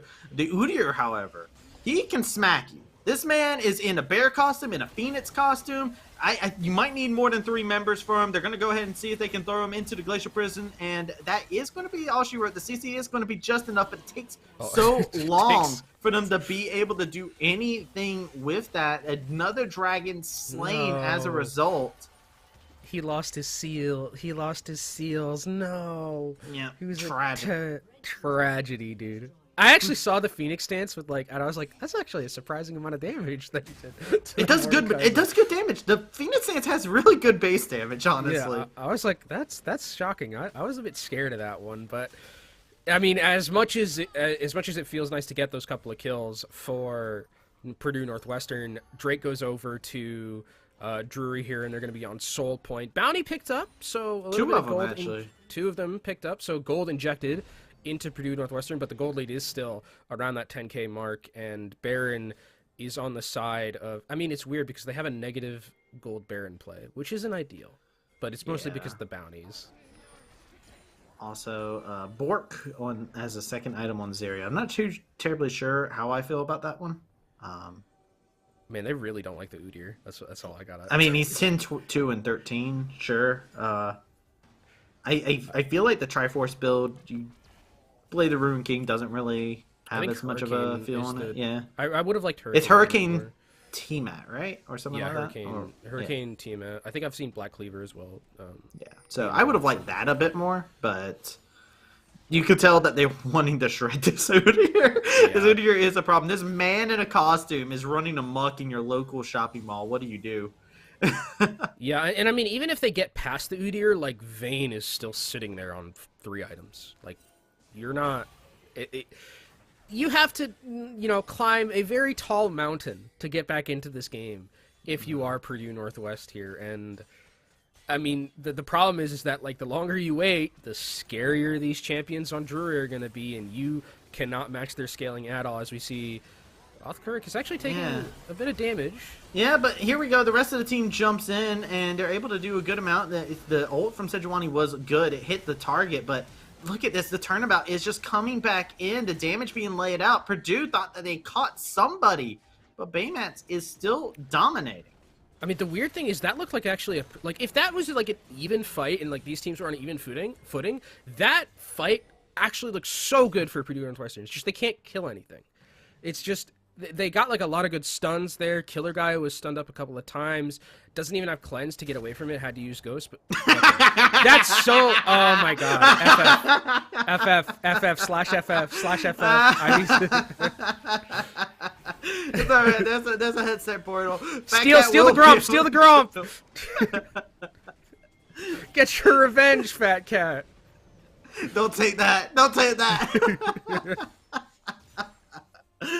Oh man. Well, the one thing I will say to criticize Drury right here, though, is they are not very proactive right now. They have just been relegating themselves to clearing waves over and over again. When they have an advantage, they could press, right? Like, they could easily just run it down with this Vygar Cage plus the Udyr, and they've been winning team fight after team fight. Even when they've have team fights where they start off with 1 member picked, they are still coming out ahead in a lot of these team fights. So I feel like there's a lot of due criticism for Drury here, where you look at them, they have this nice lead for themselves, but they're just pushing the wave. They're not playing like they are 10K ahead. Yeah, they also, I think, didn't really get a lot with that Baron, which I think I would have liked to have seen, especially with the lead that they had. Like, I would have liked to have seen them use that a little bit more effectively. Another one's going to be up in a couple of seconds here, so this is probably where the game is going to end, but there's not a lot of... They don't have a lot of vision. They could potentially pick someone out. As Purdue Northwestern gets his pick, they get Yoda! They get Graves, but Graves is the weakest member of this team. I want to make sure that's known, because Baymartz is just killing people on the side. Godlike on the pick. Udyr will slap around the Mordekaiser. Hextech portals to safety. They got the zoomies. They getting out of there. Baymax is on the hunt. He's on the warpath. Goes golden to make sure he'll be able to stay alive. Build this team up a little bit more time. They catch out the Nautilus and the Baby Rage Cage, and Udon has been devoured, and Drury are going to go ahead and pick themselves up a Baron.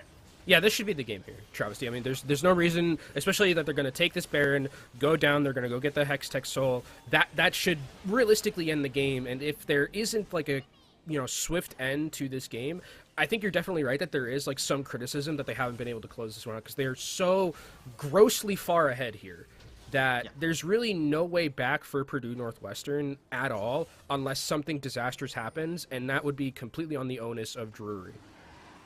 And like plays like this right here, like they are focusing straight up onto this dragon. They want to get it safely.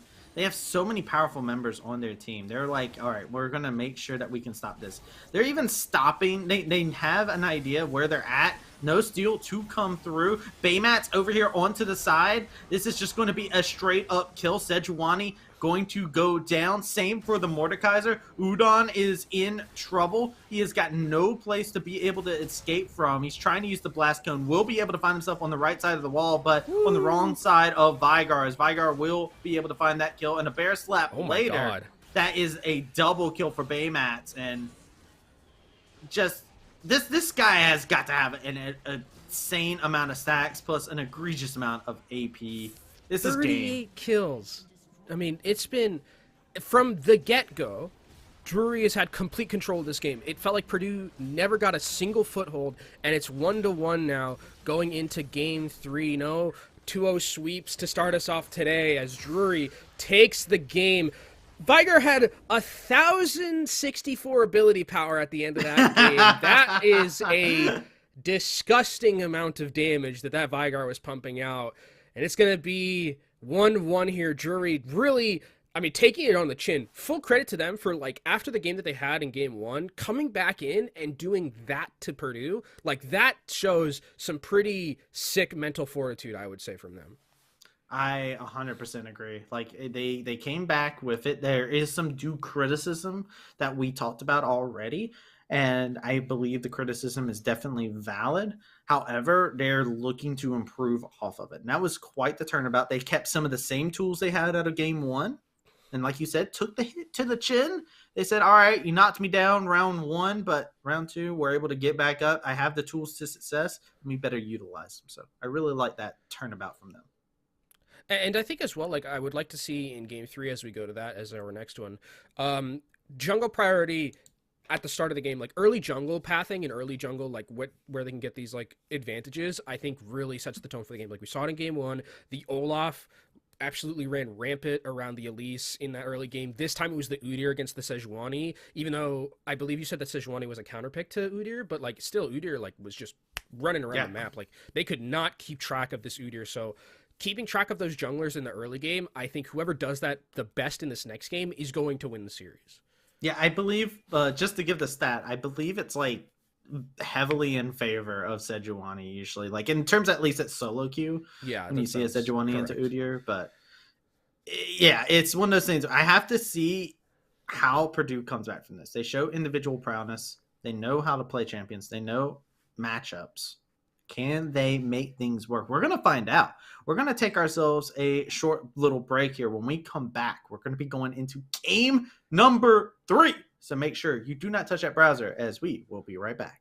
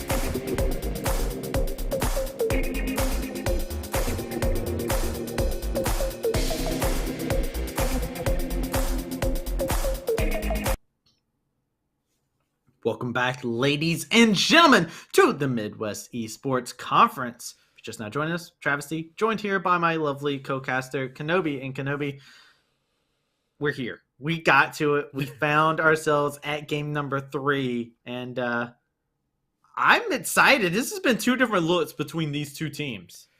It's weird because it's been 2 different looks, but also kind of the same. Where it's like both teams have just had like disgustingly good early games between their junglers, and the game has kind of just fallen from there, and it's been just a ramp up for whichever team won. So whatever team usually gets, at least in this series, it feels like whatever team gets that like early jungle priority with the lane states, where they can get these early ganks off, I think that team is going to take this deciding game 3. So I would expect definitely as we go into the draft, probably like those early game champions, right? Like, I mean, Udyr, very good in the early game. Olaf as well, I think had some pretty good play, but I don't think you can, I mean, you can blind Olaf, but like definitely, I'm glad we didn't see Elise or Zoloff again. That's all I'm saying, you know? we saw a counter pick happen, but I think the more interesting thing that happened there in that last game for me was the pathing that Sejuani took.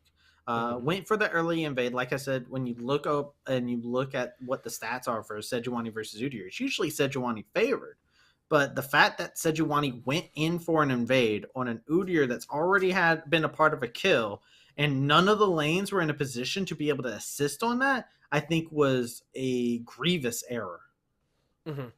I think you're definitely right there, because you want to, I mean, Sejuani is a champion that like gets to really become like a problem like at level 6, but you can still have like pretty decent gank setup as you're, you know, before, like, as you know, get to level 3, right? So I didn't really see a lot of that, because you were right, where it's like there were the positions where the lane states were just like too in a bad position where the Sejuani really couldn't get to anywhere. I mean, they tried even. Like, they tried to go mid lane and make something happen, but just there was no way to secure that kill at that point without the level 6 and getting that nice stun ulti. So I think that you are right, where it's like lane states and jungle pathing and jungle invading is going to be hyper important as we go into this deciding game 3 and into the draft, where again, it's going to be Drury on the blue side, Purdue Northwest going to be on that red side. I'm curious on what the bans are going to be, because we did see an adaptation coming out from Drury where they did mix up their bans a little bit and get rid of the Karma Caitlyn when they were on red side. Caitlyn seems like it's more of a red side ban. I would definitely think that this would be a good ban for Purdue. Vigar has been something that they have been trouble navigating around, and take it off the table. I think now you also, the thing is though, is because the Vigar has been so good and they have to ban it, you have to ban Anivia here too. Like, I think you definitely can't let Baymax have that. So you've taken 2 off the board specifically targeted at Baymax, and they aren't like the necessarily highest hitting bans, right? In terms of the mid lane. They haven't been played very well by Baymax, but like now you leave open Victor potentially for that B1. That can go over to Drury here. So this is a little bit of a scary position in the draft. I think you ban Victor here. Actually, it's going to be the Jarvan. So now I think if you're Drury, you can just opt in for that Victor totally at the start here, or go for a Jinx, you know, pick your marksman. You have a lot of potential in terms of just like getting a power pick in this first pick. Yeah, you have a lot of different options to pick, like you were talking about. The Zeri didn't get to have a moment to pop off in that last game as that first pick. The Victor makes a lot of sense if they do lock it in. Baymax is just this mid laner who's really comfortable in playing these team fights, and there it is. There's the Victor like you were calling for. Yeah, I mean, just a solid champion, does a ton of damage in that, you know, mid late game. I think it's definitely just a winning lane. I don't think he has too many bad matchups, besides maybe the Corki, I think was like the one where it's like you can just kind of survive in lane. But I think Victor, a really good pick right here, but this is going to leave open the Jinx on the other side. So powerful ADC pick coming in from Purdue Northwestern. Now you could combo this along with, you know, something like a Thresh, like a Leona, but actually blind Zilean in that support. So that's, it could be mid. It could, true. That is true. I am a Zilean advocate. I'm just saying. I play this champion even top lane. So okay, I'm a different breed. I'm built different. But I really like this. I actually saw somebody made a tweet that popped off, went viral on my feed, and it popped up, and it was Zilean is the Yuumi of mid lane. So oh, that's actually such a good tweet. That's such a good tweet. So true, honestly. So I'm curious to see where the Zilean actually goes to. Lucian Nami is a very powerful duo, though. Yeah. So now it's even scarier if that's a Zilean support, because they are going to get ruined by Nami or by Lucian Nami if they like are actually able to like if they stay in lane like that. Lucian Nami is going to destroy this bot lane. So this is such a good draft already from Drury. It's a winning mid lane most likely, a very good 2v2 in the bot lane, and now you just have to kind of like fill in the rest of the pieces because your draft is already so good. I think Zillion's going to be mid. That's my theory. It meds together with the Hecarim very well. Like if you pick Zillion, picking a strong jungler when you play him in a solo lane is very much so what you want to do. And putting it together with the Hecarim means that you can roam together with it, apply that power. So I really actually like this pick from Purdue. They are picking more so for what their comp is, more so than what the opposing team has, which I really do like that kind of an answer. Now I believe we'll probably see our support pick up. Ooh. Okay, that's a Soraka. I was not expecting a Soraka. I wasn't either. So you were right though. It is going to be mid lane Zillion. So I think Soraka is good because you can. It helps you survive this lane because like a lot of the thing about like the Lucian Nami lane is like while it's like really aggressive suppressive to play against, like with the Soraka you should be able to kind of like pocket your Jinx and like keep her at least in lane and like alive a lot of the time. So that's definitely I think actually a pretty decent pick coming out from them. They are going to be giving Drury back the Udyr, so again, the early game going to be incredibly impactful here for this jungler side. And then Fat Cat is going to be picking up Yoda's Camille, and we get a counter pick in the top lane for Purdue Northwestern here. Definitely could, I think, Gragas is an option, just to play that weak side. I don't want Gragas. Give me a damage dealer. Give me somebody who does some damage. Right now, if you don't, you just have Jinx. Jax. I would like this. Jax is good. Thank you. I like Jax's actually. I actually do really like Jax against Camille as well. I think that's a pretty decent matchup. Like he can survive because he just against auto attackers he's extremely good against. Spin that stick. I think he can also just like he can match. I think at some point if he like gets out of this lane okay, he's gonna be able to match the Camille in the side lane later on. So I think this is actually like I think both of these teams have actually drafted incredibly well. I think that there's different like theories and like what they want to be doing with their compositions, right? But I think both of them have like actually had like some pretty decent drafts going into this game, and I think it's going to be I think it's actually going to be pretty close. Like I really do. Yeah, I'm very happy with what Purdue did here because their composition, the Soraka is a bit of an interesting one. The Wish is very powerful. I think Soraka is one of those underrated picks, but it also depends on who's playing it. If Udon doesn't get into a right position on Soraka, it's so very much so important that you're able to be an effective ambulance for your team. And it becomes a very troublesome situation. You have double support with the Zillion plus the Soraka. You have this Jinx, Hecarim, and Jax that are going to be looking to be putting in most of the work for your team. So it's going to be up onto these two to be these supporting pillars that are able to allow them to be that aggression, to allow them to take over the game. And on the other side, Drury, it looks like they just picked a lot of comfort for themselves, and they got a lot of power picks for themselves as well. A lot of power on this. Like if you look at this composition from Drury, it's like meta all the way through. Like Nami, Lucian, extremely good 2v2. Victor is just good into like almost anything right now. Camille, very potent in that top lane. We saw Udyr from Othkirk get a lot of value in that last game. The interesting thing as well is that like this is a different jungle matchup that we're seeing because we're seeing Udyr versus Hecarim. Hecarim is very much a like resource heavy jungler, right? You need to kind of like scale up towards that level 6 and then you can still gank pre 6, but like absolutely 6 is like where you like start to become like really impactful. So I think that like early game the jungle pathing still is going to favor a little bit more so Drury with this Udyr, and I wonder if Purdue Northwestern has kind of like learned a little bit from the last game because they do need to be very careful of this Udyr pick destroying the bot lane again because that's how you like. I mean, Vayne was like scary to get ahead early. I don't think you want Nami Lucian to get ahead early like that also. Yeah, their big engage is this Hecarim too, right? From Purdue, right? Like they're looking for the Hecarim to engage and then have a follow up from a double bomb. That's truly like their game plan in this. I think if you're Drury, you put a lot of value on getting your wards in the right place. If you get some deep vision, actually, and see the pathing that Hecarim's taking, you can null and void a lot of those early ganks because a lot of those early ganks are, let me speed up before I get to where a ward is possibly placed, and boom, I'm there. And combined with the Hecarim and the Zillion synergy, Zillion can actually walk down from lane. He doesn't have to go all the way to bot lane to assist in a gank. He just gives the speed up to Hecarim at that point, and then Hecarim just right into the bot lane or something. It's a free assist. Free assist for the Zillion. But yeah, I think that this very aggressive, like high tempo kind of style that I think Purdue Northwestern is going to play, I really like it. And then you kind of just have like this, like, I like what you've talked about, like kind of like the ambulance, right? Where it's like you got the Soraka who's in the back line, kind of just able to keep the rest of the team alive. Wish is a grossly underrated ultimate, I think. I think it's like one of the best ultimates in the game. And especially like with the Zillion too, like there is so much to chew through for Drury's composition, right? Where it's like you have to get the kill onto someone quickly, but then they're going to get Zillion ulti. Then they come back and they're getting healed by Soraka. Like, there needs to be some very quick... Yeah, there needs to be some very quick, very potent kills, quick and clean coming out from Drury, or else elongated fights, I think, are going to be a bit scary for them.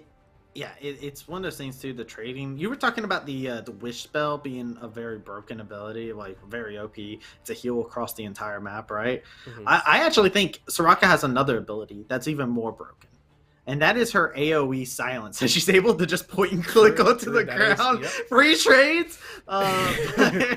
I feel like it's very hard for the Soraka to actually navigate to use a part of her kit. She's got to play very carefully. There's an Udyr zooming around. You don't want to get too close to Victor, or else he will eviscerate you. The Camille can jump off the wall and catch you in a moment, and any misposition should be easily punishable by Illusion Nami. So here we are. We're getting into game number 3 here, Kenobi.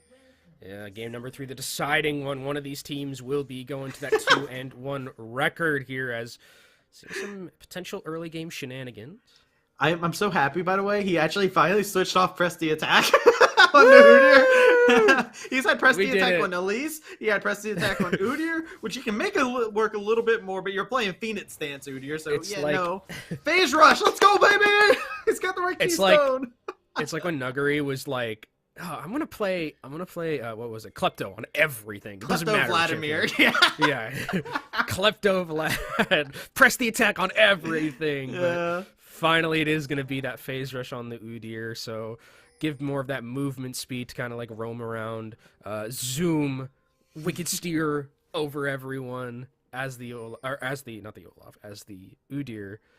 As it looks like we're gonna be seeing No You Stink start on this blue side. So gonna be pathing towards that top side most likely. Same thing with the Udyr. So bot lane gonna be staying potentially in ISO for a little bit. A little bit isolated. I feel like it is on to Drury to have that early impact. If they're able to put Purdue in the dirt early, this is a really good show that Drury could possibly have here. I actually like also that there's a little bit there's a ward kind of like in the red buff side of Drury right here. So they should know theoretically if there's going to be this ward right here. Thank you, observers. You're absolutely goats. It does expire, but I think that was a really good idea to kind of like negate the potential that there was going to be some like very early aggression coming out from Purdue Northwestern or from Drury. Well, yeah, it's good that they're keeping an eye out, right? Wait, because he missed 2 of them. Hey, listen, he's sparing the children, okay? but you, that's so screwed up, though. They tell. That's like Itachi not killing Sasuke. Like, are you sure you wanted that? Well, I can't have that conversation without any spoilers, man. It was a part of its character arc, all right? But true, definitely. Game going on here as I'm curious on ISO. ISO's played 2 very aggressive champions and is now taking a backseat on the Zillion here. So I want to see how comfortable ISO is on the Zillion, which he's already landed a double bomb. So already putting in some work of his own. And you can see already in the top side, Jax does have the push pretty significantly, and Udyr is around, but the Hecarim's also there, and I think you were talking about it, like, kind of tracking where the Udyr was going to be. I think No You Stink has a perfect read on where the Udyr is going to be. You can see them even pinging it right now A Scuttle Crab is going to be fought over right here. Who's going to grab it? Yeah, this is not a fight you want to take here. It's going to go over to the Hecarim. And now Udyr is just going to try and bear slap and run away. But I'm sorry, you're just dressed up as an animal. Hecarim got 4 legs. Is able to run Udyr out of the jungle. Yeah, and gets the crab alongside of it. Crab not as, important as it used to be, but it's a nice little gold injection into your back pocket. Double crabbing him right now, and Udyr had to back. And again, I think this was just really good understanding from Purdue Northwestern at the start of this. They knew exactly where Udyr was going to be on the map the entire time that they were going around. And you talked about it, Travesty, where it's like they need to really track the jungle pathing of the Udyr, and they're doing exactly that to start things off and kind of just like not making the early game so volatile, because you look at, the composition for Purdue Northwestern, you scale pretty heavily. Yeah. Zillion scales very well. Hecarim scales well. Jax, Jinx, all these good characters. As we're seeing engagement right here. Flash is committed. Yeah, the Flash was committed, but the Udyr was halted. So a big misstep there. Beautiful trap line laid out by Toponer. And oh, man, that's just absolutely rough. Swifty boots were invested. And that's you never feel good about Swifty boots. Just going in, as a first buy. Getting tier 2 boots is obviously good because you can zoom around the map. Most important buy for junglers, I feel. Yes, right? I would actually agree, and I think that felt a little bit desperate from Drury there. It felt like it was like we need to make something happen, and they committed flashes to that. They got some flashes out of the bot side, but like that felt very much like not all or nothing. But it's like if we don't get this, Udyr's going to be pretty far behind, which he is now. You look at the other side. No You Stink is grossly ahead in terms of CS right now. Probably going to be hitting this level 6 relatively soon, and then going to become an absolute menace on the map. It's hard to trade with Jinx Soraka as well, because you can trade, you can lay out some damage, but Soraka's just going to keep putting band-aids on the wounds. Like, no, honey, you're doing great. You're doing good. Keep doing what you're doing. So they're doing the right thing. Jump onto Udon here immediately. The exhaust to silence the root, the damage coming through. And this is a great trade for them to be able to take here. They drop them down significantly, but no kills to come out. Yeah, that's the strength of the bot lane here between the Lucian and the Nabi. Like, you make one misstep and you can just get absolutely bursted down with your ADC. As I think that, though that was a nice trade for Drury in the bot lane, to the credit of Purdue Northwestern's bot lane, they've been doing a really good job of just like surviving through this bot lane at the start. I think because it's very easy to just kind of like have this bot lane just get snowballed really heavily against like a Jinx Nami or Lucian Nami. As here comes No You Stink. He's not level 6 yet. Oh, he doesn't need it. He's waiting. He is hungry. I think they know. They have to know, right? They don't have any vision. They didn't have any vision of that moment. So they're just playing it safe. They understand that they can't. This is more of like, don't int by shoving the wave mindlessly. Actually, look, so Othkirk is coming into the lane, but they're already moving for Purdue Northwestern towards this bot side. Now the level 6 is here. Yeah, the First Blood is taken over. Here we go. First Blood is going to go over as Solution finds it, but the killer guy is going to have to pay for his sins. The bomb's coming through. Hecarim's going to be able to find another kill for himself. Baymat's in the wings is going to be able to drop that laser. The gravity field is used as well. Opponent laying in some damage onto Fat Cat. But ultimately, Purdue able to come out ahead with 2 kills of their own and a solo kill in the top lane. The solo bolo from the Jax, taking this Camille down as everything's coming up Purdue Northwestern here. The First Blood goes over to Drury, but I think that was such a good read from ISO and from No You Stink to understand that the Udyr is towards that bot side. Look at all the vision that they have in the jungle for Udyr. Like, they can basically map hack him right now with that pink over by the blue side. They have some good vision inside of his jungle. Like, I think that they have been doing such a good job of negating this early power of Othkirk. It looks completely different from the last game, because at this point Othkirk was absolutely obliterating the map state, and now he's like pretty negated in terms of his impact. It has been a case in point in terms of the impact being stopped, being halted, and Purdue doing a great job understanding where their strengths are. There is a tier on this Hecarim now. No You Stink is going to start revving up from this point forward. And with 2 kills in the pocket and a kill for the Jats in the solo matchup, This is Purdue looking very, very confident. And this is where it gets kind of scary for Drury. Yeah, and I mean, the thing is about Drury's composition, right? You want to be able to, like, smash this early game, right? You've picked, like, the lane, the Lucian Nami lane that you want to, like, have a lot of aggression in that early game. You've picked Camille, who's pretty good early. Udyr as well, very good in these early situations, but it hasn't worked out for them, and you're losing in the early game to the scaling composition, right?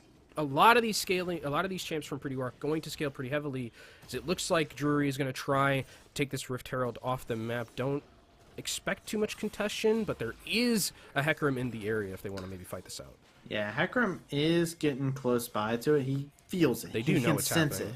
They're coming in for it. The Jats is on the way. The Hecarim is looking to gallop, to stampede, and is looking to put fear into Udyr's heart. But Udyr will be able to live thanks to a nicely timed bit there. A double bomb to answer back to Baymats when he got him with the gravity field is not going to be able to lead into anything. The Super Mega Death Rocket is not going to be able to find its target either, but the Tsunami will be able to find Sapona as Sapona is trying to just run away. The Soraka trying to heal, but is not going to be able to heal just enough. The Killer Guy going to stop and get himself some fruit before continuing the chase, but will go back into the bot lane as Drury find themselves a nice little bit of action as a response in the bot lane.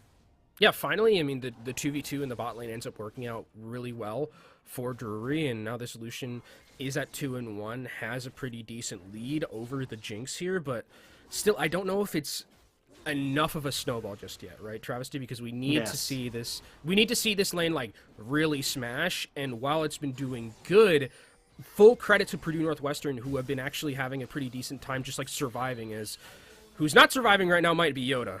No, Yoda is in a troublesome spot. This is a skill matchup. It is very hard to deal with. This is going to be the headset ultimatum being used here. The Counter-Strike is not available just yet. It's going to be there just in the nick of time. It's going to be able to lay out the damage onto the Camille. They're going to be able to find the Camille on the back end of that, and now the fight continues to go on. This Jats is doing such a great job. Double kill coming in as the Soraka comes in, gives them congratulatory health, and this Jats is out of control now.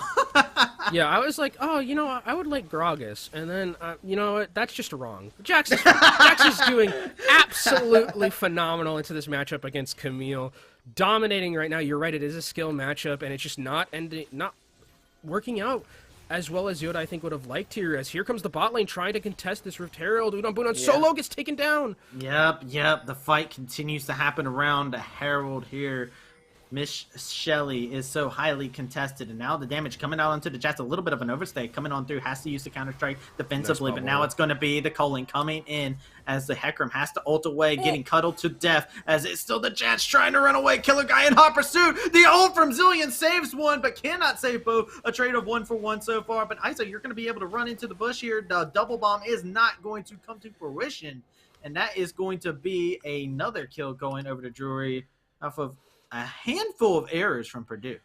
Yeah, 2 for 2 at the very end of that, and is what that ends up being. But the good thing, at least for Purdue, throughout all of that, is that Jinx has been sitting in this bot lane getting a lot of XP and a lot of farm that the Killer Guy wasn't necessarily able to get. I mean, did go top and get a couple of kills, so maybe it negates each other out. But, like, the opponent is totally fine, just, like, not really getting into that fight, just, like, sitting down here. Camille really shouldn't have too much kill pressure if the opponent plays this correctly. So overall, I think it does end up being somewhat of a small win for Purdue Northwestern. But to the credit of Drury, the Killer Guy is absolutely a menace to deal with right now. With the Gale Force completed and with the Nami in their back pocket, that's a lot of damage that Drury... Oh, no, Udon. He's caught out of position here. The bubble will not be able to connect. Forces the flash out, trying to get a little bit closer to the Hecarim. Is going to be able to stay alive thanks to the Guardian. Coming in clutch. Heal is used. Oh, man. This is... Udon find himself in all the wrong places at all the right times for Drury. Guardian is a busted rune. You heard it here first. I mean, that was so close to being a kill. And it's actually going to be a dragon secured here for Drury. And you're right. I think Udon Budon has had a couple of moments where they've gotten a little bit out of position, as it looks like they're actually going to try and make a dive here. There is no wave, though. Oh, they have Rift Herald, though. So it doesn't matter for them, though. They have the Hex Tech ultimatum. There is no hope for Toponer here. His charge will be able to come on in. They do have the Soraka coming in as well. They're going to be looking to just jump onto the Soraka here. Is caught completely out of position. Killer Guy is going to be able to find that. The Jats gets the Counter-Strike only onto the Nami there. Now the chase down continues to happen. Killer Guy is down to half HP, and now we got the Hecarim. The reinforcements have arrived, and the Cavalry is here. Jats pops the Nami in the back of the head and finds himself another kill onto the man in the animal costume as the relentless pursuit continues on, as it is just Hecarim finding the last kill. Drury find themselves getting caught out overconfident.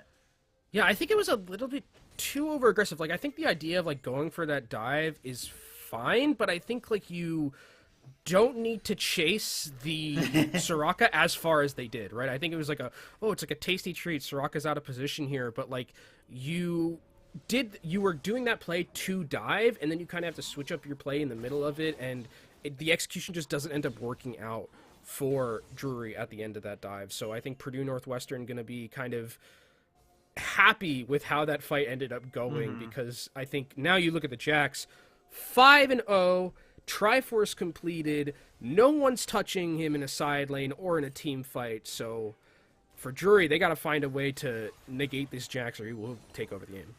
A little bit reckless in their pursuit, as Udon is over here onto the side, still looking to just try and do what they can in a bit of a weird position, but is not going to get caught out on it as nobody is in that bush just yet. A wish spell being used. Jinx finds the kill onto the Camille. Thanks to that. 6 health. 6 health. Oh, that's a tilter. That's a tilter. Wish is broken, by the way. Yeah, it is broken. Just saying, Wish is broken, by the way. You know, I told you so. Yeah, it's one of the things that's a bane of my existence. I walk in Karthus and I see somebody lock in Soraka, and I'm just like, you're the one that stops me from having fun. Surprise, surprise, global ultimate's pretty decent, you know? Yeah. Just hit the R key, forehead. Yeah, just hit the R key onto someone. I mean, not even onto someone. It's just like you just hit it and it just you just hit it. For you. Yeah, you don't have to do any clicking onto anything. Just build cooldown reduction. It'll be fine. And let's talk a little. Is gonna find himself a nice little solo kill here. I saw he gets his ult off. Nobody is there to be able to save him though. He is gonna find the exhaust onto the Udyr, but it's still going to be a kill. And it looks like while this is happening, topside is going to be sieged down. Yoda in a precarious position right here. Has to just give up this turret. There's no way that they can stand and hold it, especially with the Hecarim nearby. As top turret will be taken down for Drury, potentially traded out for the bot side one, but Solendrick is around here, and I'd be still a bit scared if I'm the Lucian Nami. Yeah, honestly, if this Nami uses bubble in the wrong way, never mind, the Colin coming in. Oh my god! Okay, well, Killer Guy 6. I was looking at the kills. You know, I was just like, this is a 5-0 in Jats. This Lucian also had 5 kills on his belt, and gun beats stick, is what I've learned. Oh, okay, yeah. As Horse beats Glorious Evolution, it seems. Push him up against the wall. The Super Mega Death Rocket gets the final bit of the kill, and that is Baymats getting dropped inside the mid lane. I think that as well as like what the difference here between both these teams at the current moment is like all the gold for Drury is onto the Lucian, right? Basically the entirety of it. And I think Lucian is definitely like a good champion to have to be able to carry you in a scenario like this where all your gold is. I mean, we just saw him absolutely obliterate that Jax, who is not building tanky, he's building like the Triforce build, so wants to just like be a menace in that side lane and just 1v1 duel people. So I think that going forward, a lot of the onus for Drury is going to be on Lucian, and for Purdue, it's about how to take the Lucian out, right? Like, how do we make sure this Lucian is negated? The good thing is that they have, like, a lot of ways to, in elongated fights, like, just make Lucian's life miserable, like, you know, using the ulti from the Zillion to take down any targets that he takes out, or using Wish, things like that. I think that Lucian can carry at the current moment with 2.5 items. However, there are things that Purdue can do to negate that. Yeah, I do want to give a shout out real quick in terms of itemization too, as we're seeing a trade of objectives between these two teams. I really like Nami's build path here. Getting that Chemtech Purifier, make sure that the rest of the team doesn't have to build Grievous Wounds. It's a very cheap item, very economic. I really like this from Fat Cat to make sure his team is able to just continue along their build path by just slightly adjusting theirs.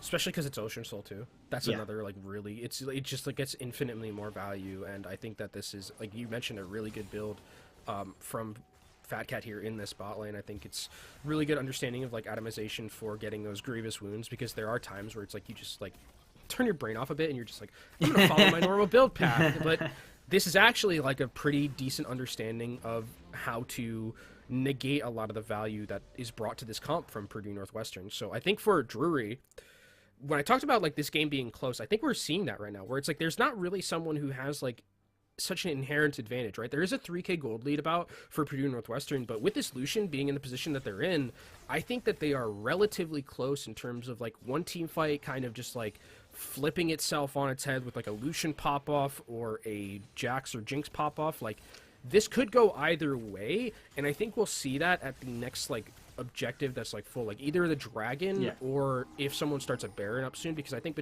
until then, I think it'll just ping pong. I feel like we're also seeing here in game number 3, both of these teams are very equally matched in a lot of different senses. But I feel like there's like slight things that they're better at than the other one. I think Drury actually is really good at team fighting and being able to pick moments to take advantage of things. But I think Purdue has a better understanding of how to close out games or be able to move around objectives. Yeah. So I think it's very interesting because Purdue has a gold lead because of this very reason. They have 3 kills, yeah, sure. But they've also been able to grab an extra tower. They've been able to grab an extra dragon. They've been able to grab every Rift Herald. Like they've been, except for the first one, I believe. But Purdue's been able to do quite a good job for themselves here. As Drury, yeah, they do have that second one. They were able to get it off of the trade, but I feel like Purdue has a good understanding of that, and I think that is a scary thing to think about too. When they have this 3k advantage, one team fight can be catastrophic for Drury.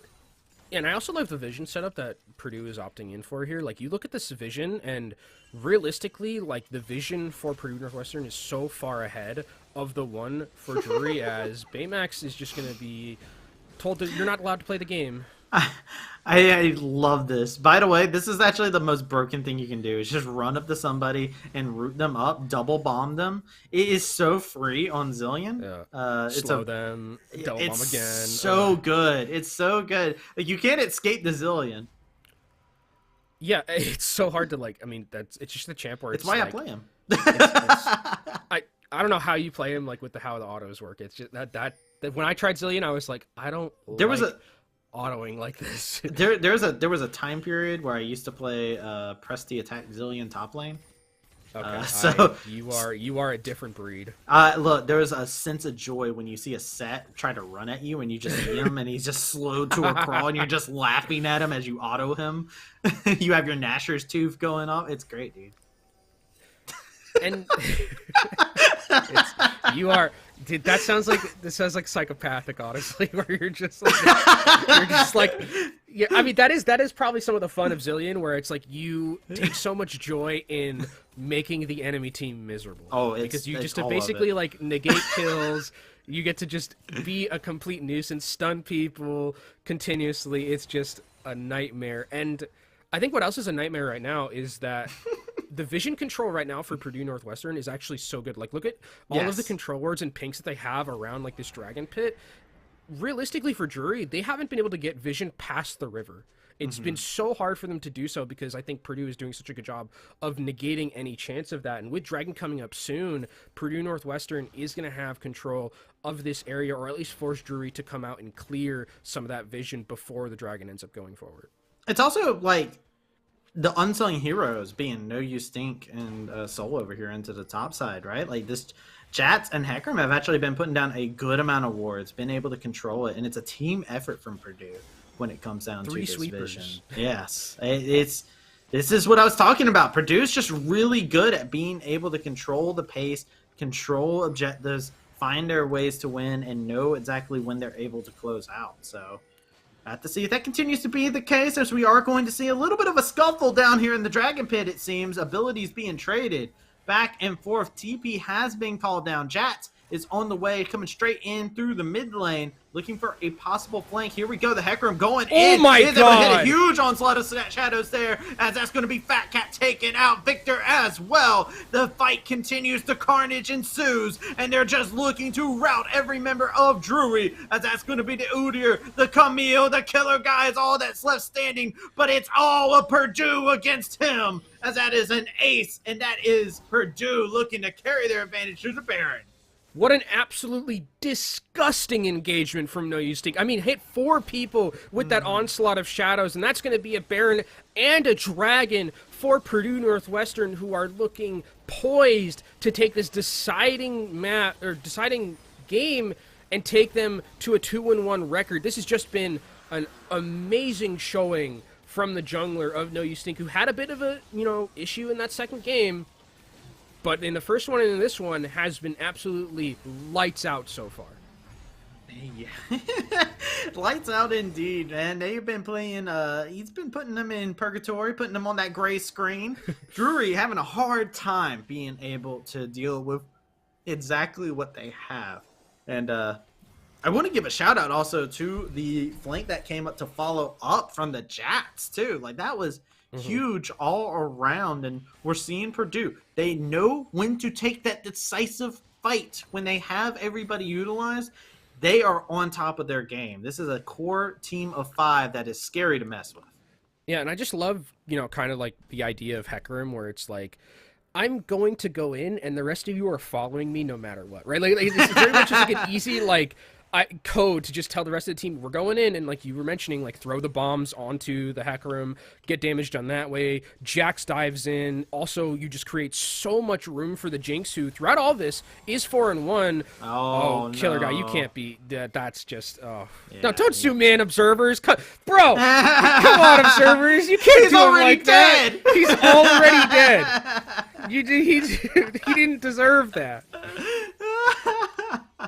You guys are sick. No, it's going back to it. Oh, no. Oh, man. A tombstone lies here for the Killer Guy inside of this Game 3 matchup. Look for a pick. I can respect that at the very least, but now it is just these towers falling. 1 Baron is all it takes for this squad.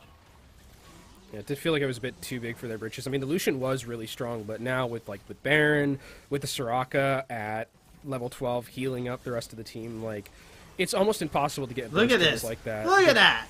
It just jumps in there, hits everybody. Damage coming in as Hecarim goes in too deep, but it's okay, because it will be the lifeguard, the Soraka, to be able to make sure he'll be able to keep his head above the water. And now it's just a re-engagement, possibly looking to come in here to Poner, firing off those rockets. They're so deadly at all times. There is 2 inhibitors dropped here. The damage, the poke continues to be unrelenting, and it's just, they're constantly being sent back to their fountain to heal up. These towers are not long. Killer Guy comes and finds the pick onto the Zillion. Will this be enough, as the TP coming in is going to be a defense made by Drury? Yeah, I think it was a little bit overzealous for Purdue Northwestern to think that they could end there. I think they definitely, especially without the Zillion, I think if they had Zillion, it works a little bit better for them, but they get, a pretty decent chunk of the base. The Baron power play, 4k gold, not bad. They're going to get some more taking down this tower. The base is broken, so I think it's smart for them to, after the Zillion goes down, just back out of there. And now, they go back, they reset. Dragon Soul is going to be up soon in a minute 45. Just go back and start setting up for that, because you know that you win the game essentially at that Dragon Soul fight. And for Drury, they're going to have to get into position to try and contest it, but with 2 waves of super minions diving into your base, it's going to be a bit hard to do that. Yeah, I'm going to be real. That was a bit of an overstay too, though, from Purdue. All right, 100%, you already used your Zillion ult. You don't have anything. You can't chrono shift or anything like that. You gotta accept that. All right, we did our damage. Let's back it up. Let's see what we can further ado later on down the road. Dragon, like you were talking about, spawns in a minute. Purdue absolutely can set up for it. There is 2 waves of super minions that Drury has to deal with. If Soul is grabbed by Purdue, that's GG, nail in the coffin, done. But right now, Drury, they are fighting an incredible uphill battle, and this cliff is steep as can be. Very, very steep. As looks like they're going to try and just like clear out some of this vision, you know, towards the top side. I think that pink had been in that bush for like the entire game so far. The one that they just cleared out. Like, that's been there for a very, very long time. And like you talked about, Dragon's going to be up in 30 seconds. You can try and contest this if you're... I think you actually might have to. But, like, at the same time, 2 waves of supers are going into your base. How are you even going to get there? You can't, like, face-check this team. You know, face-check a Zillion, Hecarim, Jinx. You get absolutely annihilated. And you might not even know where Jax is at the same time. So, it's a very hard decision to make. And I don't think they're... I think they're just going to forego getting Dragon Soul and just hope that maybe... once the soul comes through, they can stay alive and hold until they get something like the Elder Dragon, and maybe that's where they make their stand. Yeah, unfortunately, they also used the TP in that defense that they had, so they don't have that on the Victor. Udon caught out of position. That's a big person to be able to jump onto. They're going to be trying to pop the Zillion ult, but the healing from Udon is keeping himself alive throughout all of this. The ult doesn't get utilized. It is going to be they can't. You're not dying. They can't get him. They just can't find him. And the support each other through it all. It is going to be Saponer dominating. The kills continue to go out. That is an ace, and Purdue are going to be your victors here. Ocean Soul and Soraka's busted travesty, I tell you. That was one of the most tilting things it probably felt like for the killer guy there, to just be continuously hitting. No health bars are going down, but the Nexus for Drury will go down, and Purdue Northwestern take a 2-1 series win. Congratulations to them.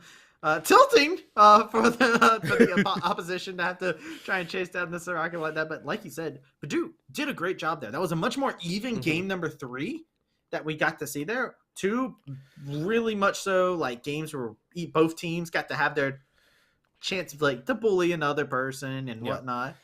But game number 3, it came down to Purdue really knowing how to pull the trigger exactly when they needed to. And I think one of the things that I really liked about what Purdue did in that last game was they kind of just like chilled at the beginning, right? The beginning of the game was so less volatile than the other 2 games, and I think that really behooves Purdue Northwest, because I think Drury Panthers is a team that likes to play in like the chaos and a lot of these early game skirmishes, and Purdue was like, we're just going to chill, we're going to pick some lanes that are like very easy to get through, stable, and then we're going to be able to scale into that late game, and that's exactly what they did. I believe that's the best way to be able to go about things too. It's just like I love the fact that this matchup felt very jungle centric, right? Yes. Like this was a matchup where we were talking about it. I've talked to a lot of different junglers when we've gone into this new season, and a lot of the junglers that I've talked to, they've given me the same sentiment, which is jungle diff is if your lanes win. Yes. Currently right now, and this was more of 2 junglers that are really that. They want to feast upon the enemy. They want to, they crave it. They want those kills. They want to be that high impact player. So this was a treat to see from that jungle perspective, seeing these 2 junglers collide against one another. And it felt like the junglers were the ones that were getting these big advantages throughout the series, but it was No You Stink who was able to come out on top and had a team that really kind of molded around the plays that No You Stink was making, and they became strong just by playing around what No You Stink was going for.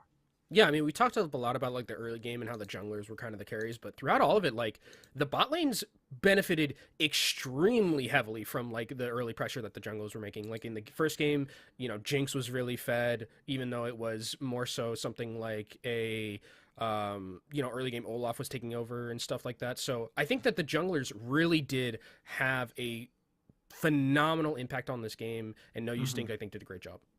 Well, we're going to go ahead and take ourselves a short little break as we are going to see if we can get an interview with No You Stink over on as we get back. So, ladies and gentlemen, don't touch that browser as we will be right back.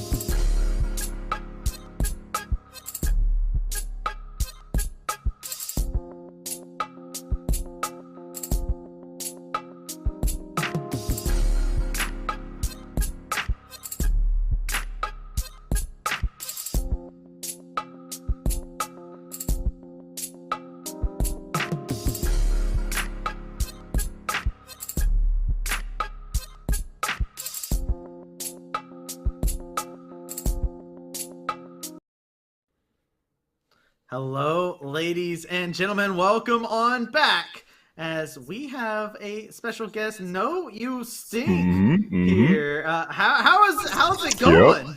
It's going fine. You know, we just won 2-1 in the game. I'm feeling great. Yeah, I mean, I bet you are, especially, you know, with that game and like starting off the weekend right now. Tell me, because this was a very volatile series for you, my friend in the jungle. So you start off game one, you pick Olaf, and then they pick into Elise. Now, what is your thought process when you've locked in Olaf and they pick Elise into you? What are you thinking? Are you just thinking, okay, let's just go next game because we already won? Well, my thought process is this game should be relatively easy for me because I'm Olaf, and Veigar should do absolutely nothing to me, and they locked in Nautilus too, so that's just a freebie. I just took it. Hey, they just give me a free win. I'll take it. And talking about it, this is a very jungle-centric matchup. We were talking about it a lot. The pressure that you guys had. No, you stink, man. You were putting on a clinic, especially in game number 1 and game number 3. Was there any specific setup that you guys were going for? Or is this just the ideal Purdue setup? Let me just tell you, for these games, we play for jungle, okay? I'm the carry. I'm going to carry these games. Trust me. We play for jungle. It's the new meta. Just stay behind me. I'll do everything. Hey. Mm-hmm. Okay, yeah, but then they put you on Sejuani in game 2. What happened there? Okay, game 2. I felt like riding a boar. I felt like cruising around. I sort of got griefed a little bit.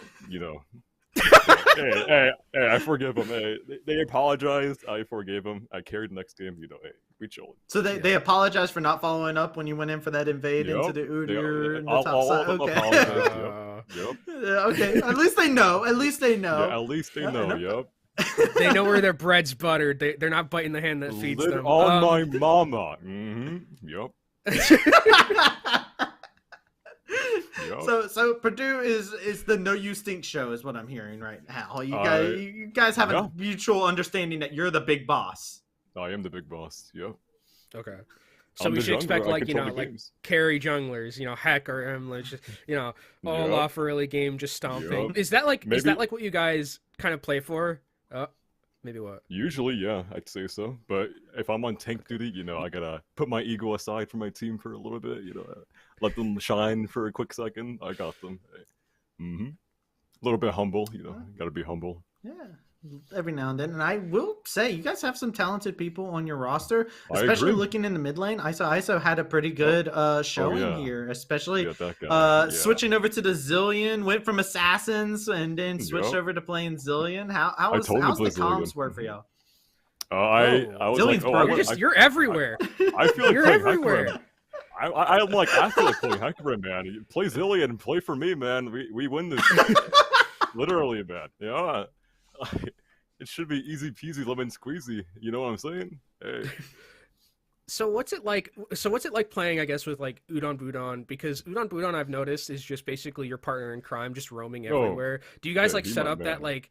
Bro, I mean, you guys just Robin. Batman and Robin, bro. On God, literally, he's my sidekick. Hey. Okay. All right. I'm glad to know that that's the vibes, because that's the vibes I was getting. Where Udon Budon at 5 minutes will just be like, my new ADC is No You Stink. See you later, Deponer. Mad respect to it. I feel like we've talked about a lot of the positions on the map. How do you feel about top lane?